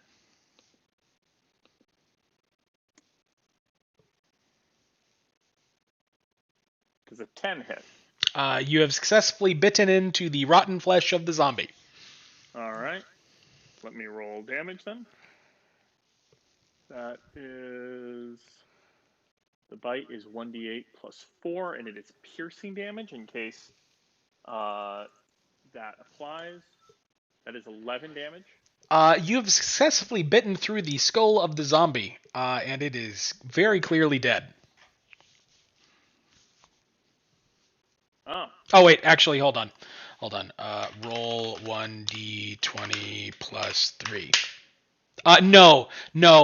You bit through the skull of the zombie, and it's very missing, very clearly missing part of its skull, but it still is shambling there, looking at you angrily. Then I claw it. I give it my follow-up. Please, go right ahead. It's a 19. That very, very much does hit. All right, that is 2d6 plus 4 for damage. And it is slashing, again, in case that matters. Understood? That is 10. Again, you slash into the zombie, just ripping, gobs of flesh off of it. However, the zombie, being just, magic Just the reanimating a corpse, Being just literally the worst, you mean? literally the worst, just sits Yeah. there and looks at you. I will say that is a zombie a zombie monster trait called Undead Fortitude. They get a saving throw unless it's a very specific circumstance. That's fair. It's Can I gross, roll but it's Arcana fair. on that or something? When it's my turn, can I roll Arcana on that or something? Certainly. Speaking of which, it's your turn. Okay, so I guess I'm gonna spend my turn like, what the fuck was that? Because Ursula's saying this shit. So Arcana? Yep, please, by all means, roll Arcana. I know everything. Okay, so zombies. You know that they're created using animate or raise dead. You know that zombies are typically used as cannon fodder for undead. You also know that they cannot be poisoned and are immune to being poisoned. They know any languages that they knew in life. However, they cannot speak. Lastly, you know that aside from just flailing their limbs, they're hard to put down unless you're using radiant damage or if somebody deals a particularly savage blow, layman's terms critical hit. Otherwise, they get a saving throw versus the damage dealt. So did that take up my action entirely? That is one action. You would have a movement action on top of this.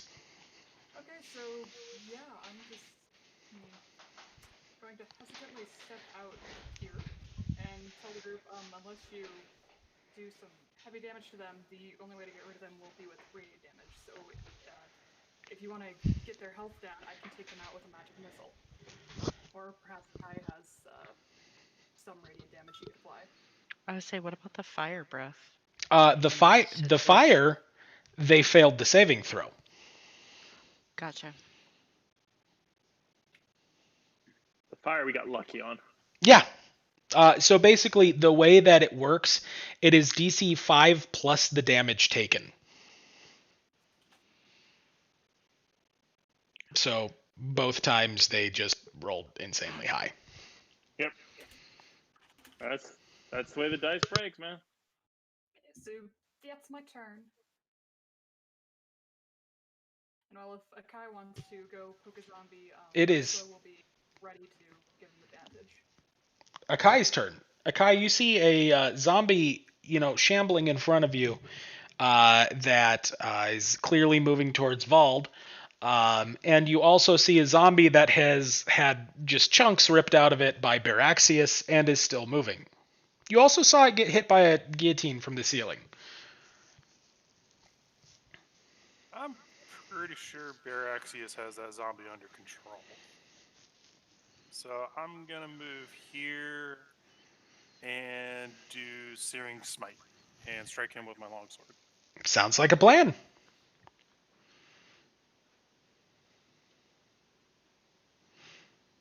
Roll to hit. Let's see here. So that would be the one.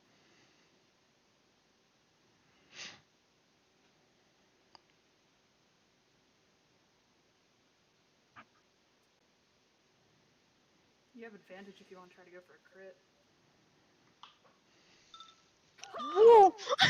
Boom! Okay. Boom. So Holy you shit. have criticaled the monster. Please double your damage dice, but not the bonus damage. So it's a 1d8 plus 3, so that would be a 2d8 plus 3. oh. Big dick damage.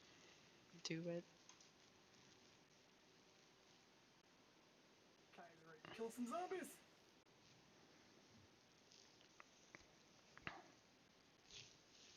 You deal 11 searing smite damage to the zomber. Nice.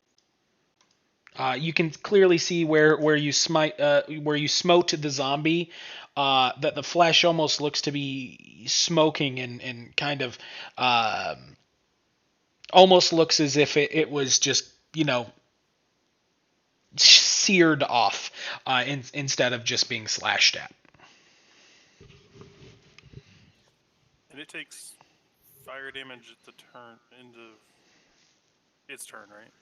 Until it does Let's see. Hold on, I'm looking that up real quick. One moment. it deals an extra 1d6 fire damage for the target. So do I need to roll that extra damage? Let's see. I'm just looking that real quick. One moment. Thank you for bearing with me. You're good. It's on page 274 of the handbook. If that helps. Thank you. That is exactly what I need. 274. Top left of the page. There we are. Let's see. Searing Smite. So you would actually do an extra 2d6 fire damage as well.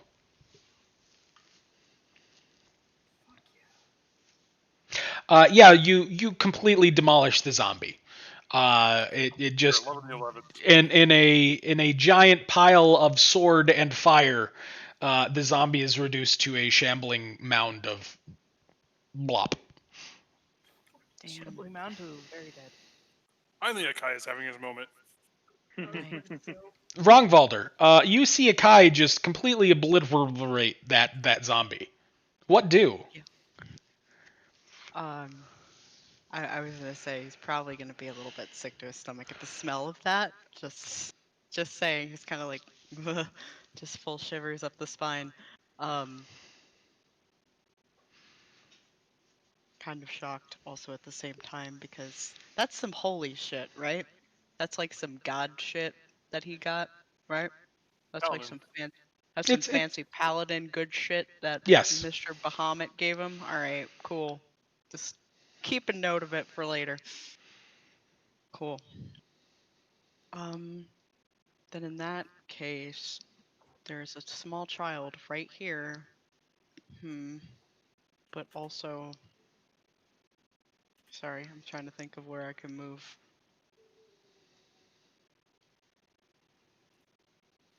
Does it work diagonally? It does, but there's a small child here, and I might potentially step on something that'll kill me. Could you share the space with the small child? No. Pull the Could you small tell the child small- back. Be like, Could you this tell the spot's small fine. child to jump? Jump over the small child. You can technically shoot or cast through the small child's space. The only problem that you may run into is if you critically fail. It's a 1 in 20 Yeah. chance. Why not take it? Yeah. You can tell him to duck. Fuck. I'm gonna just once again advantage on this roll then. Okay. And you said I could cast or throw, right? Cast or throw? Yeah. Or is it just cast? No, you could cast or throw. You could throw your spear. I mean trident, sorry. It's okay. It's fine. Alright. Well, if that's the case, Are then you I'm gonna pierce some try to. talon? Shh. Maybe.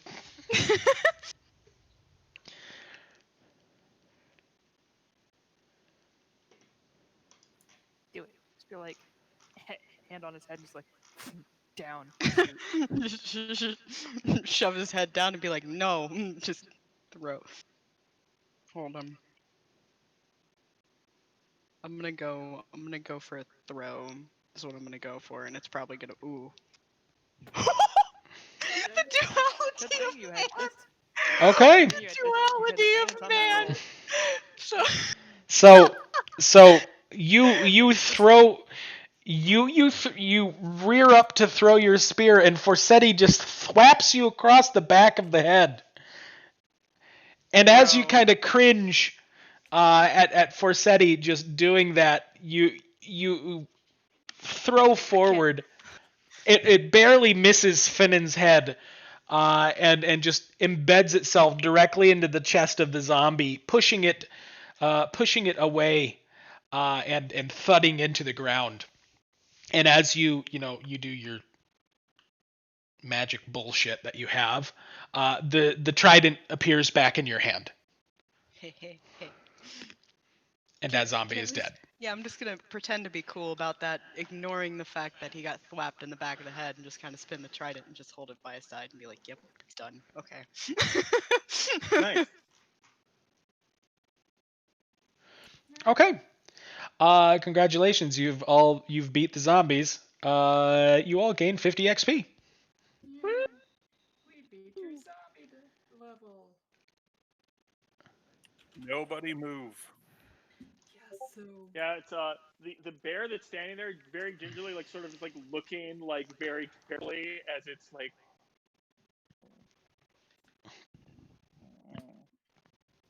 so I'm gonna have Ursula fly over to Finnan and give him advantage on looking at shit, because we know Finnan's the boy to look for shit. Certainly. Fennon, are you going to look at shit again? Absolutely. Cool. Roll to look at I shit. saw that guillotine. Roll. Just roll for days. Just keep checking. If you think it's safe, just check again.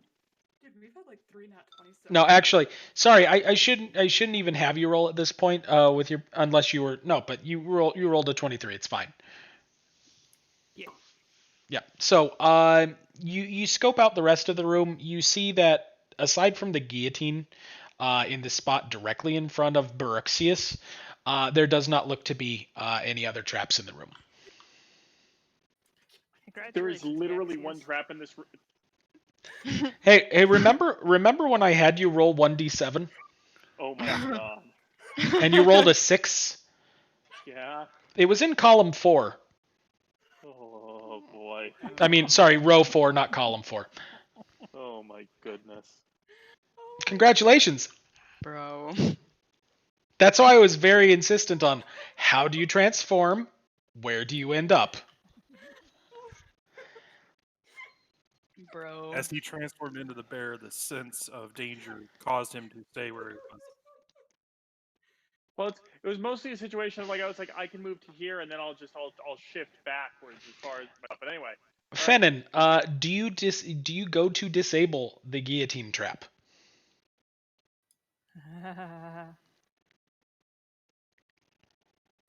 I don't know. Should I, or should we just avoid the fucking?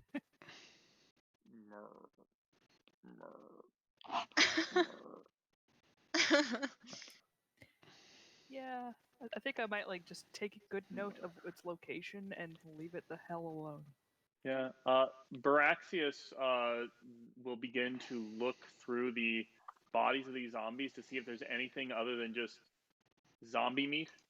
You encounter many zombie meat.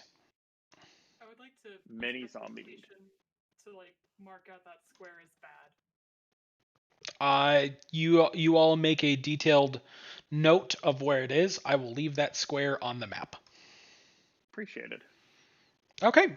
All right. So there's nothing else here other than just rotten zombie flesh. Like You a see map rotten or anything? you see All right. rotten zombie flesh. No, this is not Zelda. You don't get a map. Oh, gross. What about a compass? Nope. All right. Is there With any indication of? Oh, sorry. hold on. Fennon, you let's see. You see, well, both of you, Yaxis and Fennon, you see in front of you that door is a portcullis, so it's like the bars that come down from the ceiling. It is closed. You can see beyond that. Hold on, where's my fog tools? You can see beyond that doorway, kind of like that. Oh, it's another room. Fantastic. Can I get like right up to it to try to increase visual? Certainly. Let's see. So you'll be able to see basically that. And we'll say it's right there. Sure. You see over along this wall what looks to be some kind of creature covered in bandages, just shuffling in place. It does not seem to be bothering anyone. Does Fenna know what a mummy is? That would be a hold on.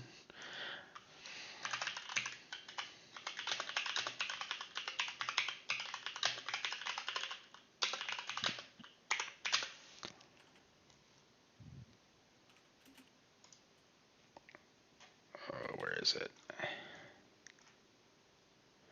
Let's see. That is going to be knowledge religion.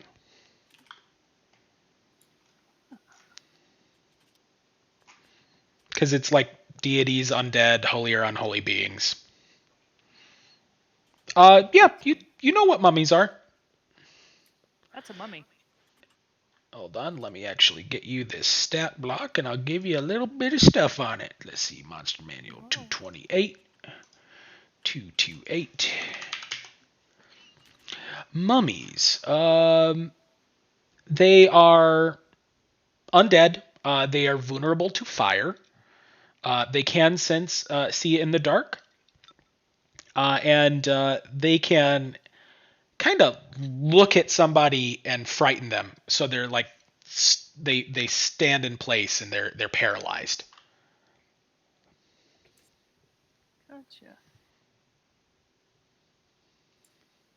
Yeah, so all I can see, and there's another narrow room here, guys, and I can see a mummy. You do see glowing along the wall to the right. It looks like there may be symbols, but you don't know what they say. And No, it's on the glowing wall. Stuff. On the wall. Oh, right. Give me back my pointer. No, wall right here.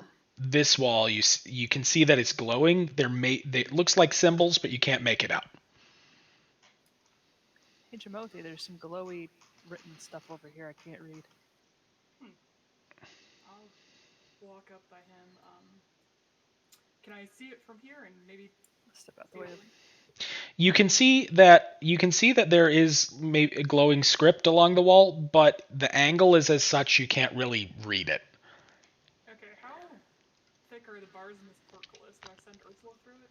Ursula could go through the portcullis. You do see the zombie. I'm not zombie, mummy. That's a no wait, that's a mummy lord. We don't want a mummy lord there. That's no. That's That's we'll for just later go. in the dungeon. Curious. So she's just gonna kind of tentatively go out here. I'm gonna hijack her vision and take a gander at that wall. I am gonna stop you real quick. Please make a wisdom saving throw as Ursula. Oh God, what's her with? That's not good. Sorry, Ursula. You will be missed, Ursula. Still roll the wisdom one. All right, Ursula. Oh no, bye, Ursula. Oh. So she is both frightened and paralyzed. Yes, I'm gonna. Well, Ursula is in a. She falls to the ground. The mummy shambles over. Do I still have an action? You have an action. Yes. She gone. Bye. Okay. Say, unsummon. You have unsummoned Ursula. Yes, I'm like, so. And then but the mummy still goes over to where it was going to go. Yeah, so that mummy did something weird, Ursula. You might step away from the doorway.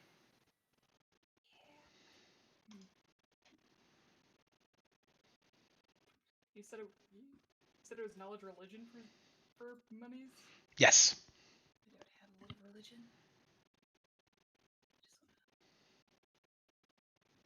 Okay. I'll try real quick if this is cool.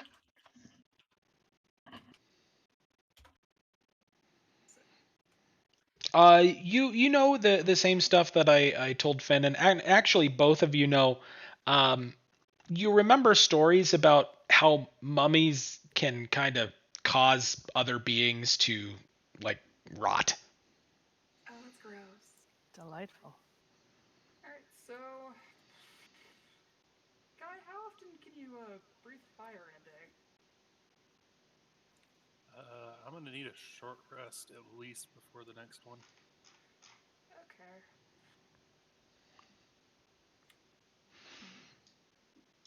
You do also see to the south there are two doors there. Yep.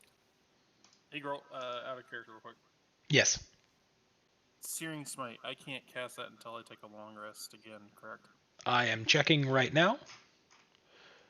Let's see. Searing Smite. That is with Player's Handbook. Searing Smite. First level evocation. What page is that on for Paladins?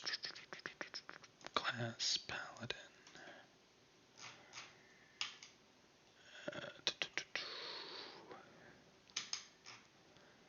83 maybe? Yeah, I'm checking that now. Let's see.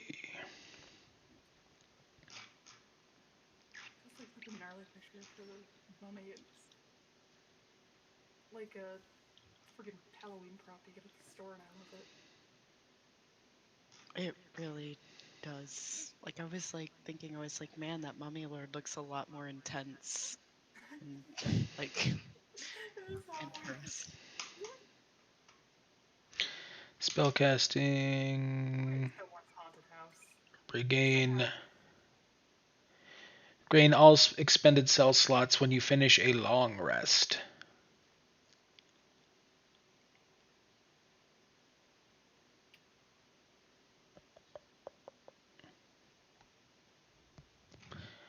It does look like a long rest is required to gain that back.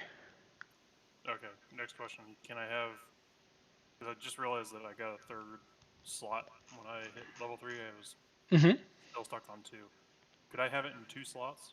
Absolutely. Okay, let me figure that out, and I'll let you know what I've got in my third slot. Sure. No worries. Okay. Yes, I'm gonna tell the party. Do we want to go in there and take care of that, or perhaps explore a bit more? If there's something more dangerous in here than that, I'm not too keen to expend all my spell slots.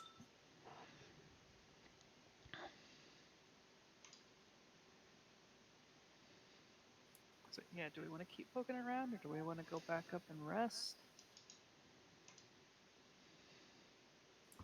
How far do we want to dungeon dive today? Would it be a good idea to at least try to see what's in the rooms to the south? Because we know that this room up here is apparently bad news. I mean, the rest of this place is bad news, but, you know. Follows guide to monsters. That's what that is. Yeah, 3 doors to check. I mean, in theory, I could just stand on one side of the portcullis and blast it with fire until it dies. No. Unless it paralyzes you, it's vision BS. Yeah, I'd rather avoid. But again, it would be on that side, and I would be on this side. No. I think it Brr. would be a lot harder for us to pull a paralyzed Jimothi out of this place than a paralyzed Ursula. Right? I would just throw up on Eaxius' back or something.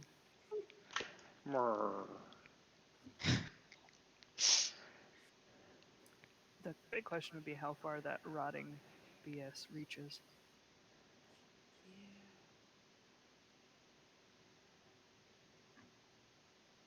Can we take like a 5-minute break or something? Sorry. Oh, certainly. 5-minute break. I know it's 9 o'clock because we started late. If you'd like, we can pause here and come back to it next week. If we want to keep going, I'm definitely willing to keep going for like another maybe 45 minutes. More. I'm good for the 45 minutes. 45 minutes. We'll go till 10. Everybody come back at like 9:15, and we'll go Sounds from good. there. All right. See you guys in 5. Is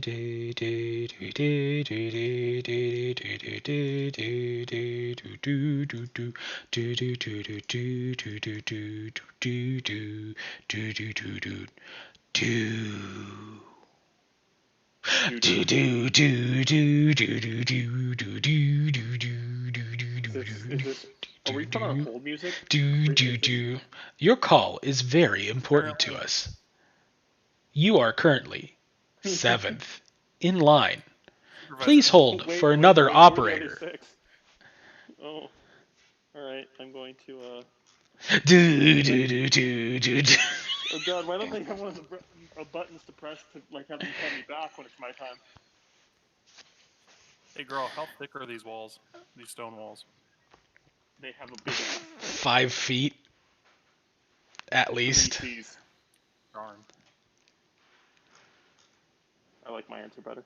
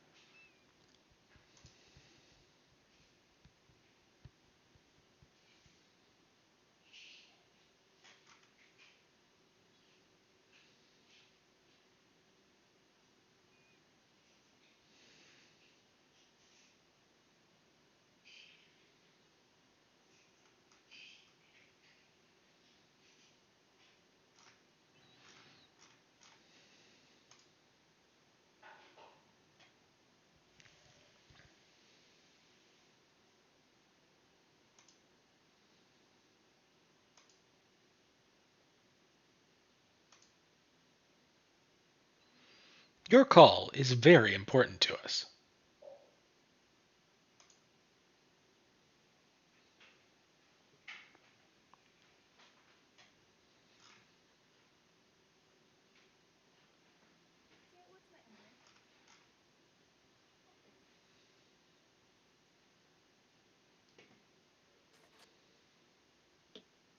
Man, I can't wait till I pick up and I'll be able to just complain all about something to this poor customer service person. That's what I do.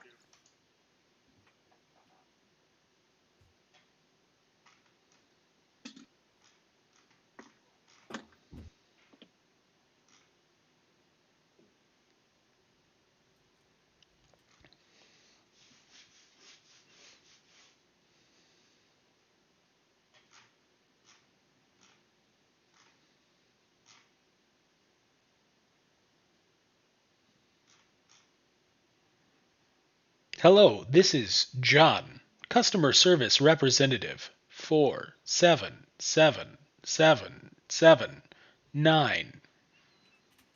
How may I assist? Hey, John. I'm wanting to try to get some help. I recently ordered this set of earphones for my computer, but when I'm trying to use them, they're not working. I'm wondering if Oh, I could get them like replaced or repaired in some way. I'm sorry to hear that they are not working. Let me get in touch with my supervisor and I will get you to the correct people for assistance. Please hold. Wait, no, wait. I'm Da supposed to da respond da now. da da da. Da.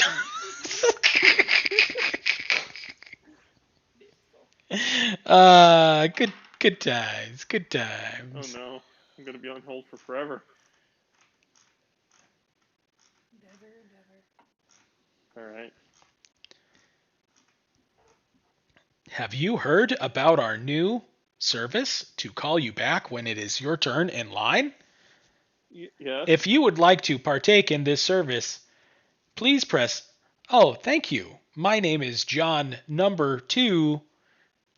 How would you like to talk with my supervisor today? Via text, via email, or via Transcendental Mind Service? Please select your Transcendental Mind option. Service. I'm sorry. Your area is not supported in the Transcendental Mind Service option. This bullshit.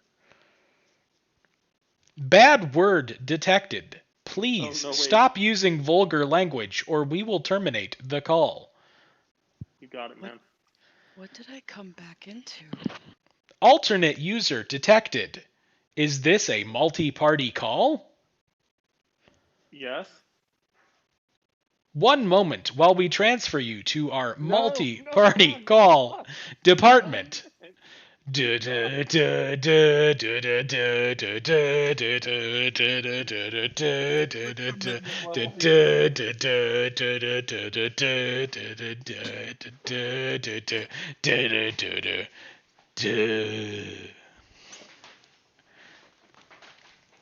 Your call is very important to us. I know my call is very important to you.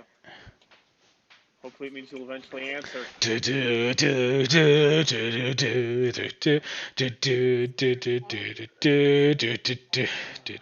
Normally it's like a lot more. Third party, fourth party detected. No, Is no, this a no, no. multi-party call?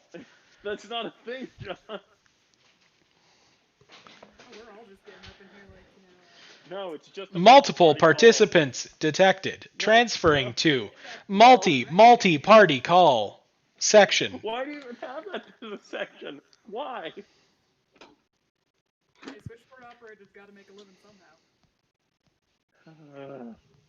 May I interject this hellish thing that's going on Yeah. and share with you a cute story of my roosters outside? They were Please. sleeping. They were sleeping, but one of them was like making little balk noises in his sleep, and it was really cute. Aww. I just wanted to share because it was adorable. That's amazing. Yeah. I'm sorry, my turkeys, according to my mom. Not my turkeys. roosters. my Turkeys turkeys. detected. Chickens. She Adding got so turkey. mad at me too. Like, I don't have turkeys. Yes, you do. You have 2 turkeys. And I'm like, so do you different. mean roosters? And she was like, whatever. Why are you so mad? Birds, I'm now getting you 2 turkeys. Oh, dude, if you did, I'd be so excited. They're so pretty. They're really mean too. They'd probably scare off all the cats that try to get in my backyard. Spider rain is a thing. Hallelujah, it's raining spiders. Request for spider rain acknowledged. Adding spider rain to the representative request call. Thank you. Please hold 1 moment for spider rain. I mean, hey, they help get rid of other pests. I'll take them.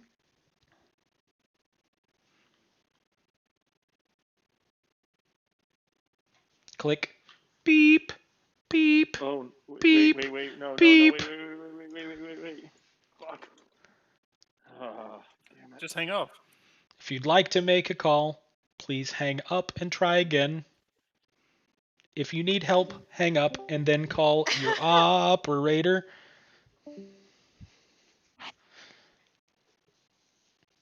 The Beep, commitment beep, level. boop, boop, boop, boop. Hello, this is telecom operator support. How can I help? Hey, telecom operator support. It's nice to meet you. I've been trying to reach about. You know what? Honestly, it's not important at this point. I'm lonely. How you doing? You okay? It's quarantine's rough on me. I don't really have like friends. You got a minute to just sort of chat? Real talk detected. Oh God, you're a machine too. Fuck. It's a landing machine. Good times.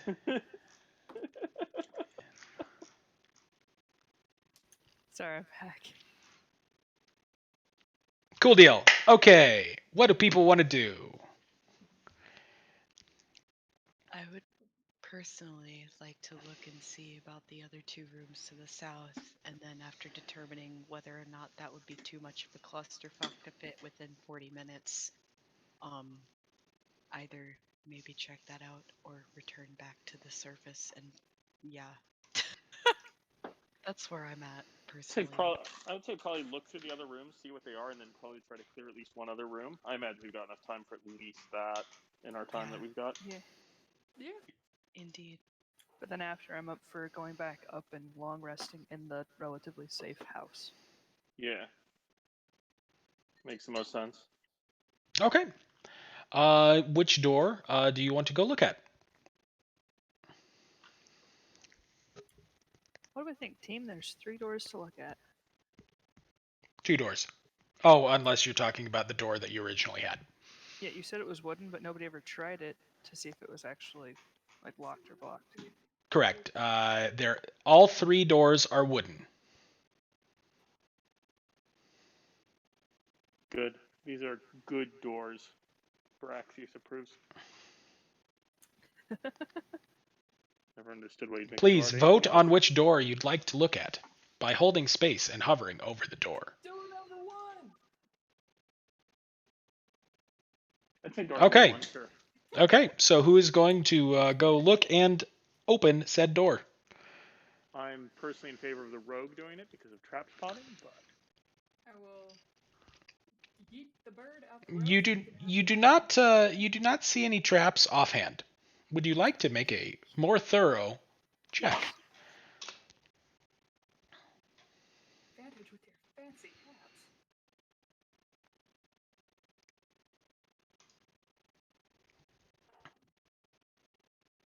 You do not see any traps. Then I test the door. The door opens very easily. What do I see beyond this easily open door? Let me open the door for you.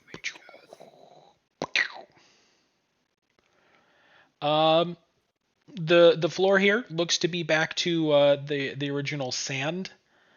You can see along the wall as you're looking around as I you might look step through the one door. more just to see more of it. You can see along the I can't use my space bar there. You can see along this wall there does look to be 2 war masks that are almost painted to look like demons hanging on the wall. And there does look to be a symbol that when you look at it also looks evil. Aside from that, the room looks pretty empty. But the other areas, like straight down and to the right, because I did step into the doorway. Oh, sorry. I did not do the thing wide enough, so I'm just gonna do. There you go. Cool, so it's an enclosed room. Alright, I see some spooky masks. And a writing thing. Where So do I exactly do- on the wall is the sorry, no. Do I need to do another perception check now that I'm actually on the other side of that door? You can. I'm just going off of your passive perception, unless you choose to do it. Alright, so I don't passively see anything. Correct.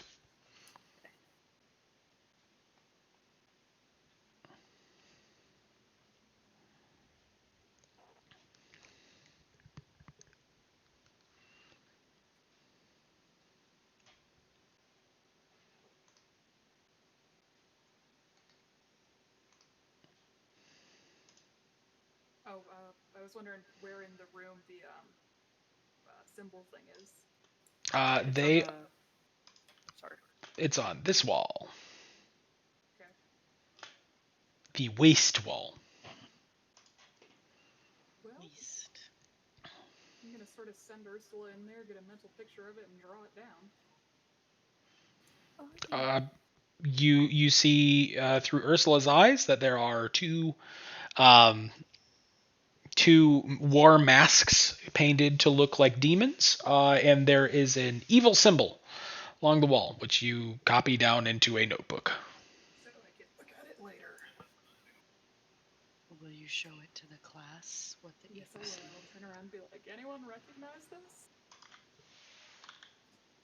Also, what check would it be to recognize it? Yeah. One moment, por favor, please. Let's see. players being smart about everything. Let's see.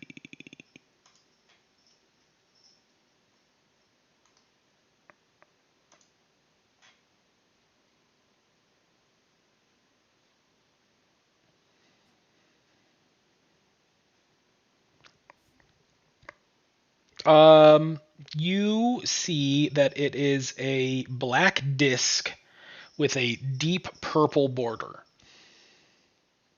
And this would be knowledge religion.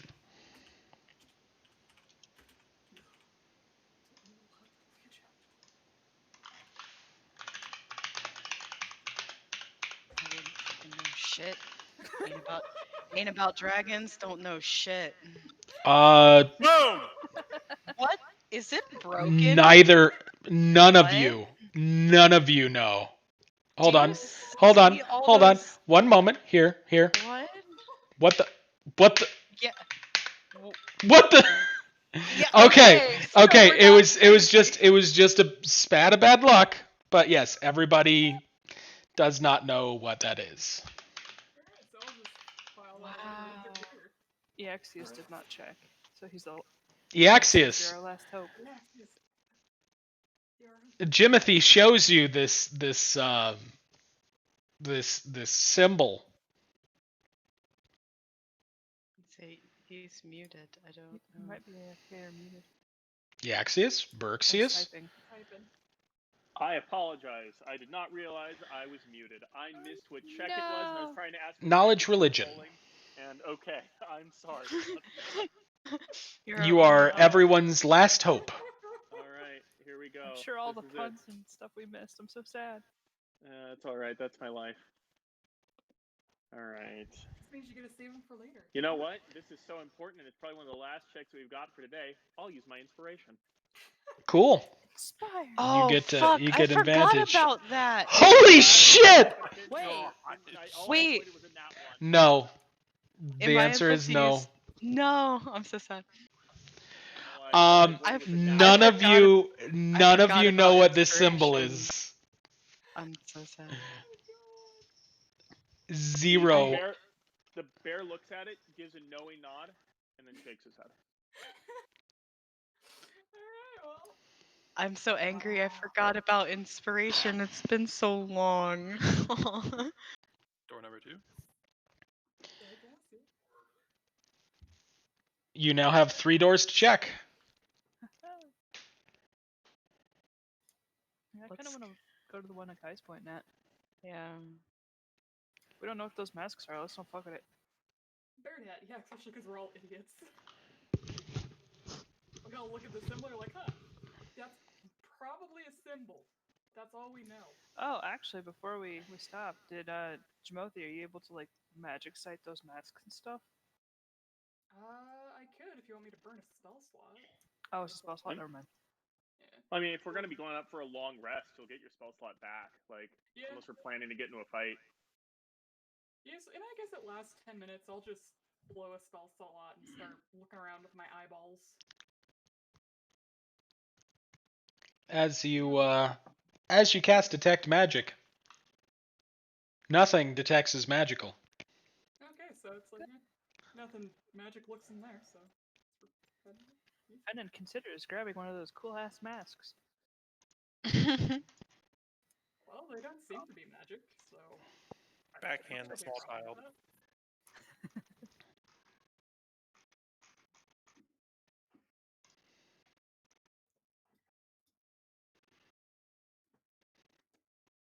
Checking this door out. You are checking that door. Alright, that's right. I have an advantage with Ursula. Okay. So that door. Let's see. That door looks to be stuck. When you oh sorry. You look at the door. There does not look to be any traps on it.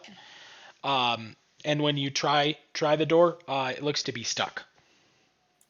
Okay. Yeah, this one's stuck and I can't get it open. Just a wooden door? It is a wooden door. Can I attempt to shoulder ram it? Absolutely. I'm getting out of the way. Bear looks like for a moment like, oh, I can help, and then just sees a Kaido in his middle. You're a little big. Roll to hit. What is that? Standard attack roll. Okay, 1d20 plus 5.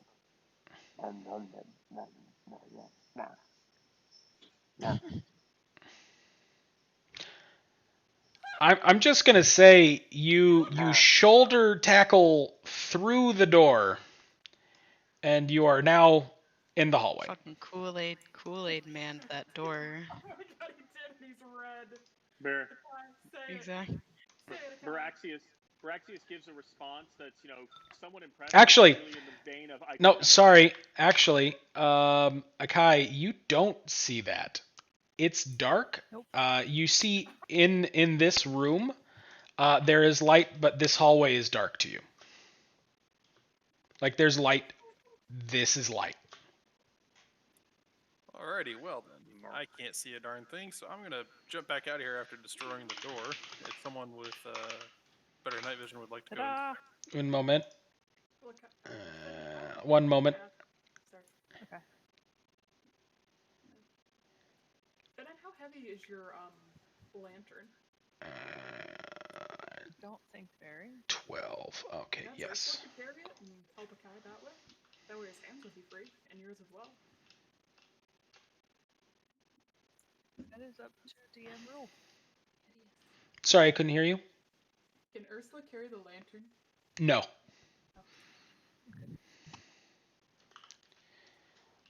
Well, we tried. So Ursula just pathetically tries to lift it, and no. Okay. We're going. Got it. Okay. Wait, do you specifically know how many pounds it is at all, Adra? I do not offhand know. I'm gonna Google it. Anyways, Finnan, as you look down this hallway, you see that this entire hallway, including the room beyond, is dark. I thought you said the room beyond had some light. I did say that. Oh no. Anyways, Oh, really? What? Did the light go out? There is no light. roll I cast Mage Hand, You cast Mage Hand. and I ask Finnan, this hand can carry the lantern. I have a question really Mhm. quick. You said it was dark, meaning that is he unable to see at all? Or is he still able to see, but it's just dark vision In sight? in the hallway here, he could see at disadvantage. Like he could know there's walls and there was a doorway here. When he was there, this was light. It is no longer light. It is now dark vision dark. Oh, okay. yeah. I was just trying to see if it was the difference between blind sight dark or dark vision dark. That's all I was trying to figure out. What Yeah, you meant. I will specifically say if dark vision does not pierce it. Gotcha. Okay. Wait, so when Akai was standing there, there was light from whatever's back there. Correct. Oh, that's creepy. But Finnan does not see any light. Yeah, I don't see anything. There's no torches in here like there is in the previous room. But there was light. I just couldn't see down the hall. Someone might be in here. So the light went out. Great. Finnan, do you want to hand me your lamp and I'll stick behind you, kind of like we did the hall coming in here, and just slowly check for traps as we move forward? Or do we want to call it night? Sorry. Well, you don't have to carry the lantern up. The Mage Hand can carry it for you, okay? That way your hands are free. Or we could do the mage hand and I'll take lead. That's As you all are discussing that, Finnan, you hear from right in front of you just a very loud scream, like you know what a bobcat sounds like? sorta. Mountain lion, that type of scream. That's coming from a spot in space right in front of you, like just you hear it just out of nowhere. I mean, obviously I'm gonna jump because I didn't expect it. Everybody hears it. I mean, it's very loud. That's a creature, Oh, What the okay. fuck? but I don't see anything. Would It is sounding as if it's like wow wow wow, and it's still going like it's like trying to be threatening. Gla- Question. Yes. I don't know if this is how it works, but can I try to disbelieve? Can I see if it's an illusion? You are examining the sound. Please make an investigation check. Is it investigation? Okay, I wasn't It sure is how- investigation. All right, let's give it a shot. While he's doing that, did I damage the door when I came through, or is Oh, the door is it is shattered. It is no longer a door. Oops. 17. Eaxius, yes, you disbelieve. You can clearly tell that is a spell that is being cast. Well, seeing as that we're likely going to end up going that way because of the sound and because a bear can't fit there, he'll drop the bear form. That's not real. What do you mean it's not real? It's not a real sound. I don't illusion. see anything. Just Is trying it to like when I scare us off. roared? Thank you for saying that, Fennan. I typed that in text chat. I don't think anyone saw. Oh, yeah. Yeah, I think someone's trying to scare us off from going down that way. For the people that have not disbelieved, so you four, it is still caterwauling. But Eaxius, yeah, it is very clearly like Fennan's roar in the forest. Yes. If we want to press on, there's clearly someone that's trying to dissuade us from going down that way right now. So with They could him have you- telling, Sorry, go ahead. sorry, with him telling us that, is it like easier for us to disbelieve, or are we still just I mean, you can certainly roll to disbelieve. You'd have advantage on it. okay? And that you said was an investigation. Yep. Can we just choose to believe Eaxius and forego the roll? No. Because It is magical. Your senses are being overwhelmed. So you could, from correct me if I'm wrong. You could. Akai, you break it. But you would still. be Jimothy, hearing you the break it. sound, and it would seem real. Like that. Like you could accept what I say, but it would still sound real to you. the entire Fenin, time. you break it. okay, is it? You said it was It's advantage. It's advantage. Investigation with advantage. Investigation. Okay. Looks like everyone's broken it. Nice. Nice. You do so. All of you still hear it, but you can clearly tell it's fake and it's not near as loud. Ah, that's far more pleasant, though still maybe somewhat concerning. All It's right. a little too loud. Personally, I'd recommend us pursue down that way. If they're trying to dissuade us off, I'd like to see what they're trying to dissuade us away from.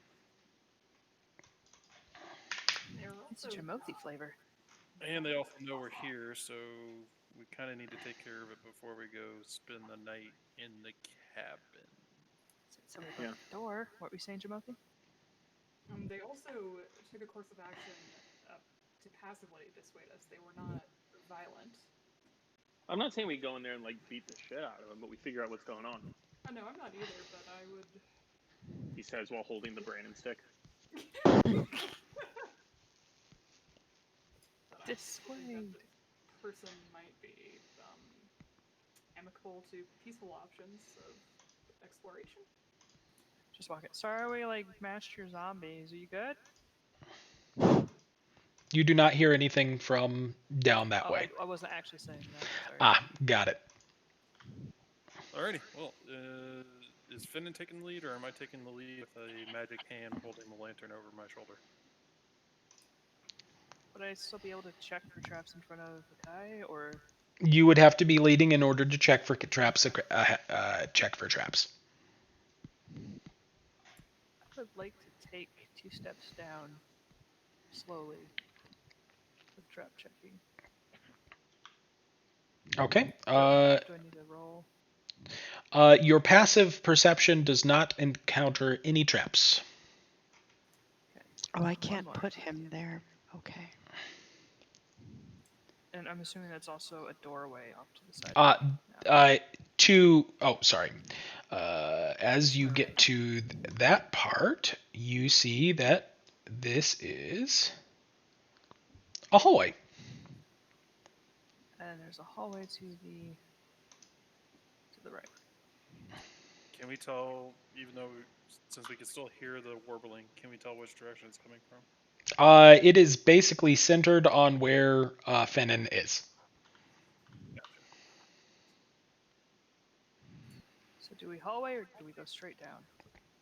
Fenin, from what you can see in this room, there looks to be, just a regular sandy floor. What looks to be some kind of like dresser along this wall. And furniture. Furniture? Yeah, there's like a clothes dresser. Like, Maybe right check the doorway there. for anything, and then if there's nothing, step into the doorway and see how much more you can see of the room, and then we'll decide room or hallway. Okay. So do I need to check the doorway for any traps, or is my passive just being like, it's cool? So you can always check for traps. Your passive is basically just your practice at being a rogue. Your passive is equal to your it's 10 plus your bonus. So in this case 14. So if a 14 doesn't normally see it, that's when you'd be able to roll. But if you're just going through a room, if anything's a DC 14 or lower, you're gonna see it automatically, since you're the one actively searching. Like you're the lead.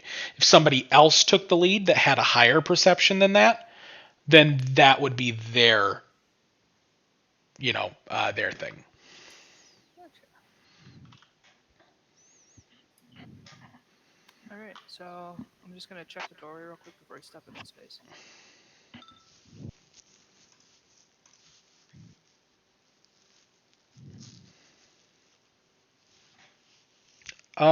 You do not see any traps along the archway. Gesundheit. Oh, that was just a very sad cough, but thank you though. So could I step into that and just kind of like look around the corner, like not step down into the next one, but just like look around the corner? Certainly.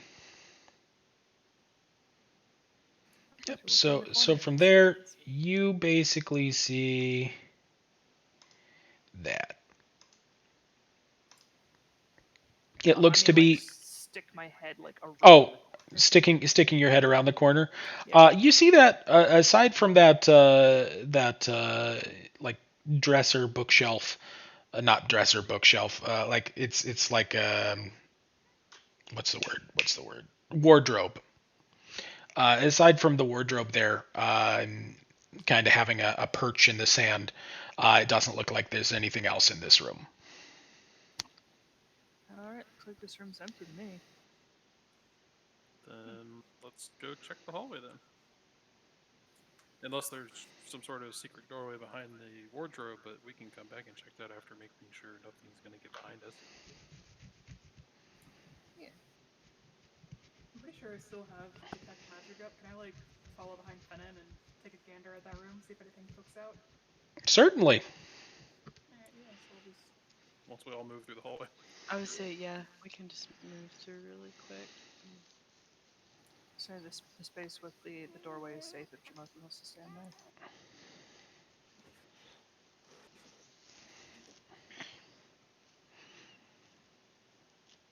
there. And once again, he's going to poke his head specifically around the corner to look that way. Okay. So you poke your head around the corner. You can see all the way to there. There's another door. There is, in fact, another door. doors on doors. Joy. Let's see.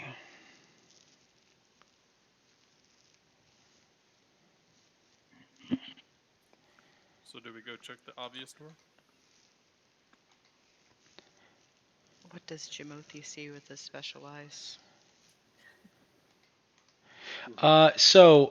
Jimothy sees that wardrobe is magical. What flavor of magic are we talking? Vanilla. Illusion. Alright, so yeah, I'll follow behind me. So that wardrobe is an illusion. What language are you speaking? Currently common. Cool. Uh-oh. We are about to fight anyway. Clickety clackety. Oh boy. I am a polite. So I'm gonna pause there. I have to find something real quick. Oh boy. Do I have Here any we of them? go. I don't. I'm gonna be really, really blue-balled if this isn't a doorway to Narnia. I'm gonna be really upset. Magical wardrobe and we don't get to see like Pan and shit. I'm gonna be so sad. Mr. Tumnus, that sexy lady in a sleigh giving me chocolate. I'm checking to see if I have these. Talking lions and whatnot. Oh, these. I mean, it's Un not like moment. he doesn't have a fucking face that is fake. Like, goddamn, her face is fucking hot. Correct me if I'm wrong, but you said the mage hand was behind Akai, facing forward, correct? Yeah. Okay, cool. Just making sure. My map tools is currently frozen because I accidentally clicked a thing I shouldn't have, so we're just waiting for it to catch up. Are you back yet?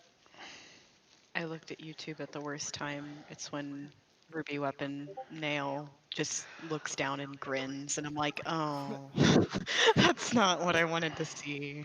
Thanks, Axios. Oh my God. You're welcome. That's awesome. Oh no. Here we go again. Guys, that's an illusion. Okay, I do not have any of those, so we're just gonna go on enemy, Hobgoblin. Okay, so I'm just gonna do this, and as soon as you said that, so Oh, what? you'll understand. All right.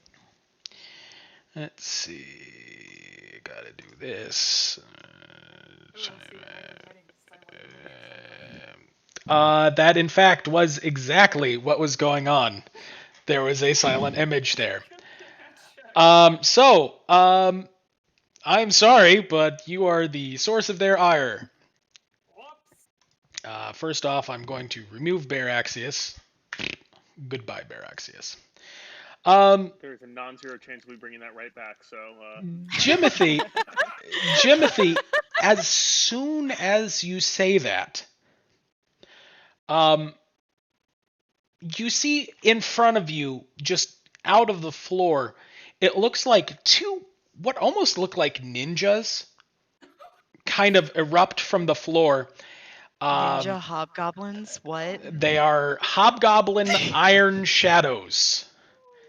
And they are literally hobgoblin ninjas. Hold on, I'll get you a picture. Oh no. Wizard. This is there you go. That is what you are seeing. Okay, those look pretty fucking rad, not gonna lie. So I just walk up, hey guys, that's me, and then I get bitch slapped by these. Yep. And both of them Teleports just behind you. start throwing hands. Oh no. So I'm going to make many rolls. What's your AC?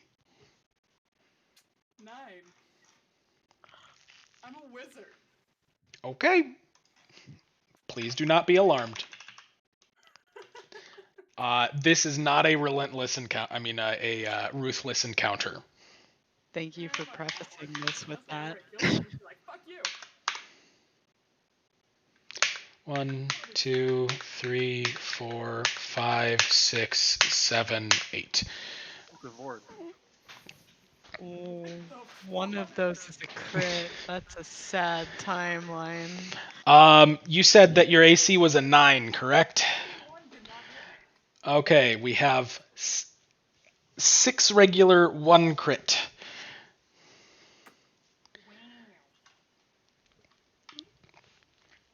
Man, where'd all those ones go? Yeah, no fucking shit, these right? DMs looking Fuck's good with- over there. 1d4 I feel like there's some plus DM 3. fuckery going on in the background. 1. Oh no. 2. Oh no. 3. I'm just gonna say they beat you to unconsciousness. No, of course. Unless Do you you- outright kill me, I'm alive. Keep going. 4, 5, 6. 2d4 plus 3. Crit. Ouch. 19, 31, 38 damage. Oh my god. Exactly. God damn it. Well, I guess I'm unconscious or dead. No, you are unconscious. Jimothy just gets completely pummeled. Holy shit. Well, Jimothy, And, we've finally broken the streak of Vald being the only one to deal damage to you. And I got fucking destroyed. Oh my As god. soon as Jimothy is beaten to unconsciousness, the lantern the mage hand with the lantern disappears, crashes against the ground, and that light goes out. Ursula's gone. Please roll initiative. Oh, and Ursula disappears as well. Oh, that's great. I just got my shit destroyed. By one fucking. It's so irritating.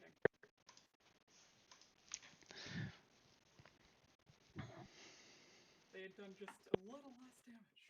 The fuck are my initiative rolls tonight? Jesus Christ, they're both terrible. Okay, Got really shocked wrong by seeing Baldur's Timothy drop. just Fennon's up there. Akai rolled a 10. Eaxius rolled a 13. Rongvalder rolled a 6. I haven't actually rolled their initiative yet. Roll 1d20 plus. Does it say they have initiative? Nope, so it's just 3. Mm, 20. Are we allowed to talk strategy at the moment, or no? Simple strategy, yes. Huh? Simple So your strategy, yes. bodies- Can they run through the space there where Jimothy's body is? Yes. I can assume they can. Yes. However, you can't force your way through the spaces where they are. Force your way, you say. Water and water. Bump, and water bump, and bump, bump, bump. Um, Let's. simple let's- strategy. Okay. You can't go into like super in depth, but you could be like, hey, flank them or shit like that. Or like, hey, Jimothy let's down! I was gonna be like, hey, let's back out of the hallway or something, knowing that Eaxius can turn into a fucking bear, but it's a tiny hallway. Yeah, like run dash back into the big room is kind of where I was. Yeah. So if instead of dashing back, or at least not dashing back right away, I can get Jimothy back up. So I will. That'll take my action though, and I'd rather Let's have see. someone Oh, nearby, that way we can- roll for Forsetti, please. Oh, okay, sorry. Is that does he have the same initiative like +1 that I do? Yes. He is at a Okay. 9. Okay. He's like 3,000 years old. He's tired of this shit. So 9 is. Timothy, did you roll initiative even though you're down? Do you want me to? Please, if you get up, that's where you'd be. Okay, yeah, I think it's +4. Sick. So we'll end with this combat. By the way, you are unconscious, but first. I'm gonna come with vengeance. Fuck. God damn that. Okay. Fennon, what do? You hear a whole bunch of punches, and a half-orc grunt in pain and fall to the ground. Whoop him. Except like 6 times. So I have a question. Sure. If I was to I know I can movement and then action. If I was to run out behind Eaxius, see Jamothi, would I be able to cast magic missile through Their their spaces? space? Yes, absolutely. Because it's just a hit. Yeah, absolutely. You 100% could.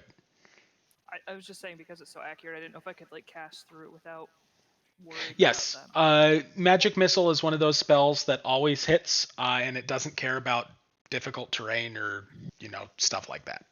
Just want to make sure before I tried to help and ended up blasting Barracks. Perfect. Anyway, I started blasting. So Fennon's gonna run back here-ish, Yep. see what's going on, see Hobgoblin, and cast magic missile at them. Okay. Roll damage. And which missiles are hitting which goblins, or which, if you're splitting them or if you're putting it in one. Can I see both of them, or can I just see the one? You can tell that there's another one, but you can't, you don't have line of sight to it. You saw it when you turned the corner and looked to the right, you saw 2, but from where you are, you can only see the one. You can only see this one, Probably but you know this one's there. going to just cast straight at the one I can see. So that's 3 of them, right? Mm-hmm. That's a 1d4 plus 1. Okay. So do I do a 3d4 plus 1? Well, 3d4. You do 1d4 plus 1 3 times. Okay. I want to make sure how I did it. Yep. Good question, though. Good question.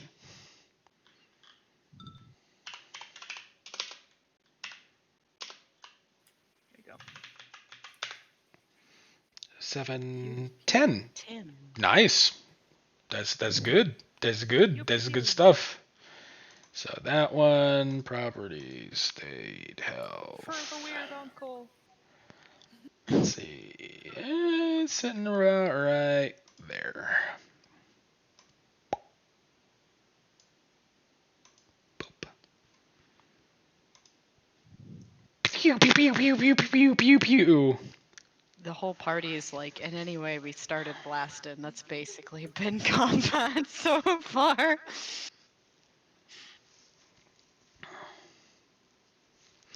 Okay, just to verify, nobody has relit a lantern, correct?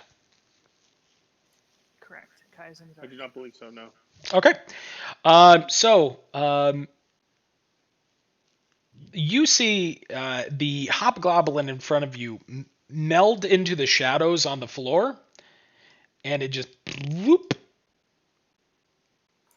That's delightful. Oh, teleports behind you. Omae wa mo shindeiru. Quite literally. And that one is going to start attacking small child that shint bullets at it. This one is just going to step over Jimothy's corpse and start wailing on the druid. These 4 are for Finnan. Oh no. Oh boy.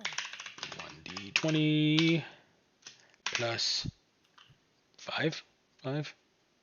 5. 1, 2, 3, 4. This is against your AC. Yeah, I need to go back. Yeah. AC is 14.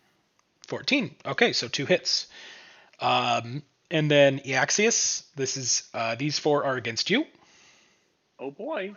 They are bludgeoning damage, by the way, for anybody that matters to. 1, 2, 3, 4. All right. My AC, because I'm not in a form, is 17. So I think 2 of those miss. 2 of those hit. Yep. Okay, so the first 2 are for Fennin. The second 2 are for Eaxius. And that is 1d4 plus 3. Boop, boop. Second 2 are for Eaxius. Boop, boop. 10 and 11. All right. Alrighty. Okay, Eaxius, you have just started to get pummeled by Ninja Well- Hobgoblin. This is very rude, and will make my desired attempt to heal Jamothi slightly more difficult. Because I do not want to cast Healing Word while I am standing right in front of the Hobgoblin, and while it is standing on top of Jamothi. I feel that would be counterproductive to our goals here. Probably a good idea not to do that. So I would probably take an AOO doing this. I think my best bet, though, might be to withdraw back this way. I'm thinking that. You know what? I am actually, because I can attack and then move. So let me do that. I'll attack once, then I'll withdraw, and then I'm sorry, Jimothy, I will not be getting you up this turn, but I will get you up next turn, hopefully. Okay. So I will use my bonus action for Shillelagh, and I'm Okay. going to thwap the one that is in front of me. Okay, you are going to attempt thwap. Please Yep, attempt that is- thwap. And I do have dark vision, so I don't believe I run into any troubles because of the illumination. That is correct. Well, it doesn't matter because I roll. The shillelagh, you go in to smack with the shillelagh, and it literally just bats it to the side with its fist. I will then move to over here. I'm leaving his threatened square, so I assume he gets an AOO on me. I am making sure that is still how it works. Yep. I believe it is. 5e. Yes. It is 1 melee attack as the creature leaves the threatened square, which you just did. Boop. But its hand really hurts from hitting your shillelagh, so it just and waggles its hand to try and get blood flow back in it. Perfect. Akai, you can't see. What do? Do you have any torches or anything on you? I do have torches, but can I also just? Did the lamp go out when it fell, or did it just fall? It is sputtering on the ground. It is not putting out light how it is supposed to. You could probably, if you spend your turn, plonking with it, get it working again. Plunking with that or lighting a torch? Yeah, I'm gonna get the lantern and put it in my shield hand, so I can at least clumsily hold the shield and the lantern at the same time, and then my sword arm is still free to do what it needs to do. Understood. You'll be at the AC for your shield will be halved during that time. But you will be able to have light out in front of you. Are you currently shining the light towards the hallway? Like where they are? Like you're shining it this way, correct? Trying to figure out what the hell's going Okay. So you fumble with the lantern. You have it in your shield hand. You look to the hallway. You can't really see anything, but yeah. There's a hallway. There's sand. Looks to have been a scuffle, but nothing there. Eaxis just came bolting by you though. Did he say anything as he came bolting by? Nope. Not a movement action at least, Yes, you would have a movement action. but only that action, correct? Only that movement action, correct. I'm just gonna kind of stay where I'm at because I'm really confused why Eaxius is behind me now. Finnan has disappeared, and there seems to be some sort of commotion, and I'm half blind. That's fair. For I need to SETI, find like some dark sorcerer that can give me night vision. there are magical items that can do that. Yeah, I can make that a point to buy at the next town. For SETI, what do? Well, you're depending on what you do. You already have a lot of gems that you just got, so you got some money. If you explore enough here, there might be more money. Who knows? I do. Mystery. Who knows? It's a mystery. Who knows? There may even be that item here. All right, Wrongwalder, it's your turn. Rockvalder, what do? I was gonna say Forseti's gonna give for Forseti's turn. He's gonna give Vald advantage on the dumb shit that he's being probably the about guy to that try. thwaps him before he does shit. That way he's more accurate. Got it. Yeah, for sure. He's like, you gotta be more like your mom. Slap and just fucking slaps him. Like, God, get it together, man. Question for you. Quissy question. I am currently standing within a 5 foot rate, like a 5 foot reach of this asshole right here on the corner. Am I able to jab him from around the corner? Because he's at a 5. He's still within that 5 feet. It is disadvantage. You know what? No, actually no, because I played it the same way. No, you could jab him from around the corner. Sick. Awesome. Then that's what I'm gonna do. Except I'm gonna spice it up a little bit, and there's gonna be some crickly crackly good shit going on with Vald's trident on this Got it. one.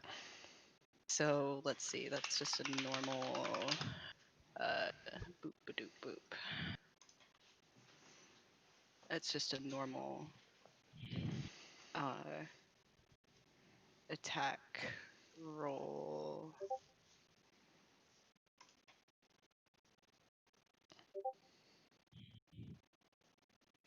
And does that, I don't know if that works. That probably doesn't work with dual wielding. That just works with single, right?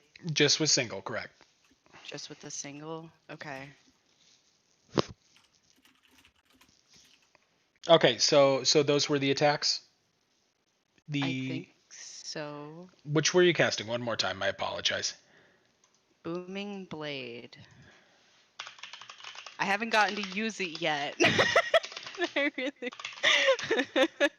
like, we're in a hallway where I can use it. I want to use it.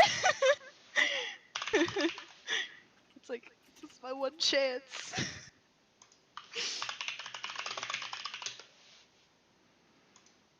Okay.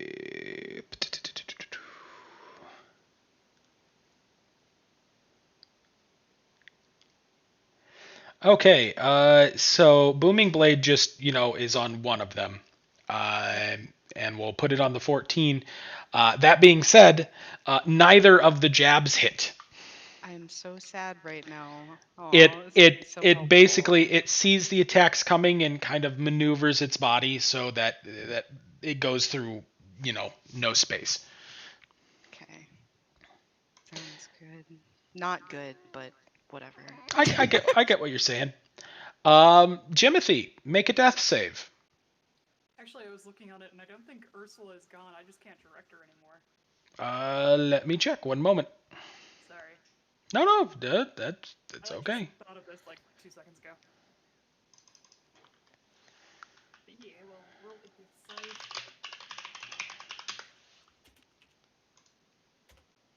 save. You have one success. Yay! Let's see. Spelled all over my face.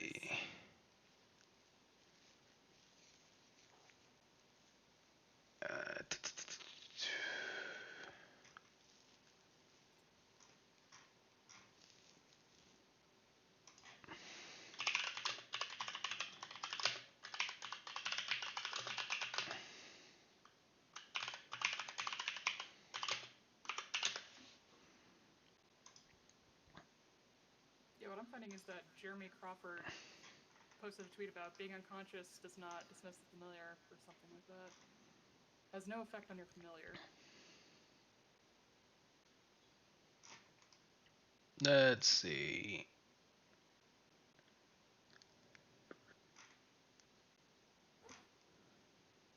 But either way, I can't direct her, so she would probably just be existing. She is existing.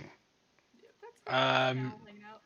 If she she'd probably feel the link between you kind of go null. So start.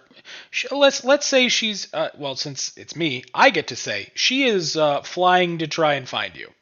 So she flies in, sees the hobgoblin over you, and is very concerned. Finnan, there's a hobgoblin punching you. Very rude. Sir, that's exceedingly rude. I don't remember what I have as far as bonus actions. Let's see, rogue. Let's see, right now you automatically get a bonus action for dash, disengage, or hide.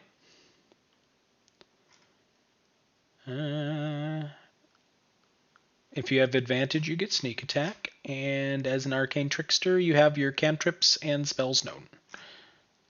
So if any of those were ones that you can cast as a bonus action, you have those.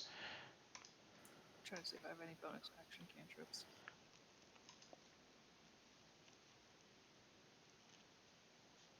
I think they're all just regular one actions. So you could cast those, or you could do an attack, or you could retreat and hide. Completely up to you.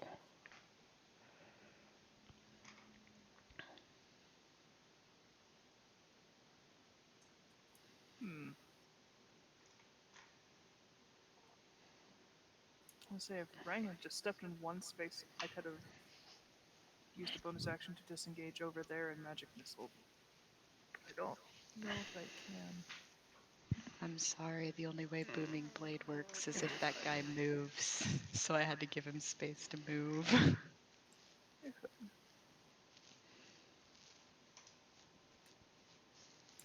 Because do I have to be in line of sight to do a magic missile, right? You have to be able to see the thing that you are magic missiling. I didn't know if I could do that. And does your bonus action have to be first, or can it be second? Bonus actions can be anytime during your turn. So I'd be able to attack him and then bonus action disengage? Yep, absolutely. You're a rogue. Hit and run tactics are your jam. It's gonna be badass. Both hands go out down the hall and hit both, and then just gone.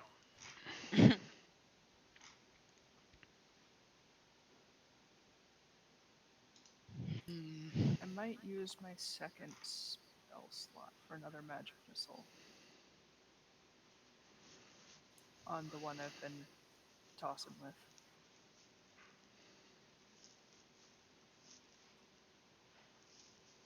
And that's just 3 more of the 1d4 plus 1s, right? Correct. And this I is the forgot she one. was out there. Is this the one behind you or in front of you? The one in front of me that I've been tussling with. Yep. This one? Got it. Yeah.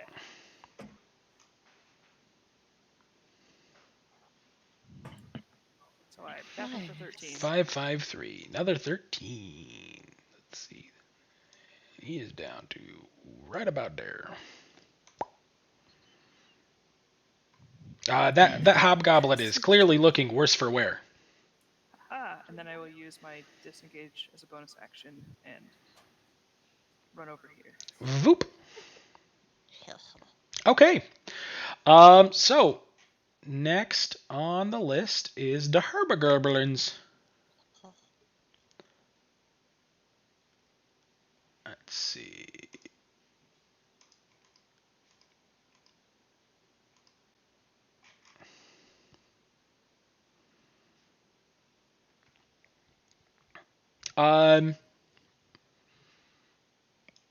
Voop. You see this goblin like say something under its breath, and then just.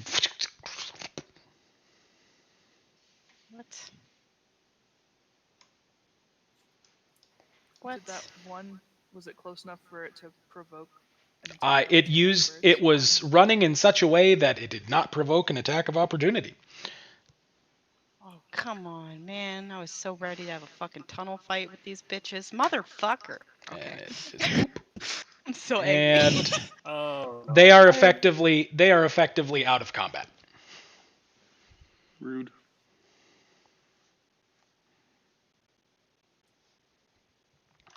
So do we go after them? Well, What do you do? if we are, We are still in initiative, so it is the Axios' turn. You just saw them booty scoot down the hallway. If we are out of combat, then I will, as a bonus action, do Healing Word to heal Jimothy. Jimothy, you are healed back to It not is, unconscious. 1d4 plus 4? Yeah. Make that roll. Yeah. 6.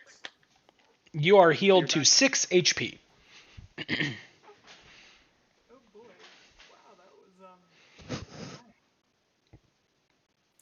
Welcome back. Welcome back to the land of the living. yeah, that was surprising there were ninjas in the wardrobe. Believe it.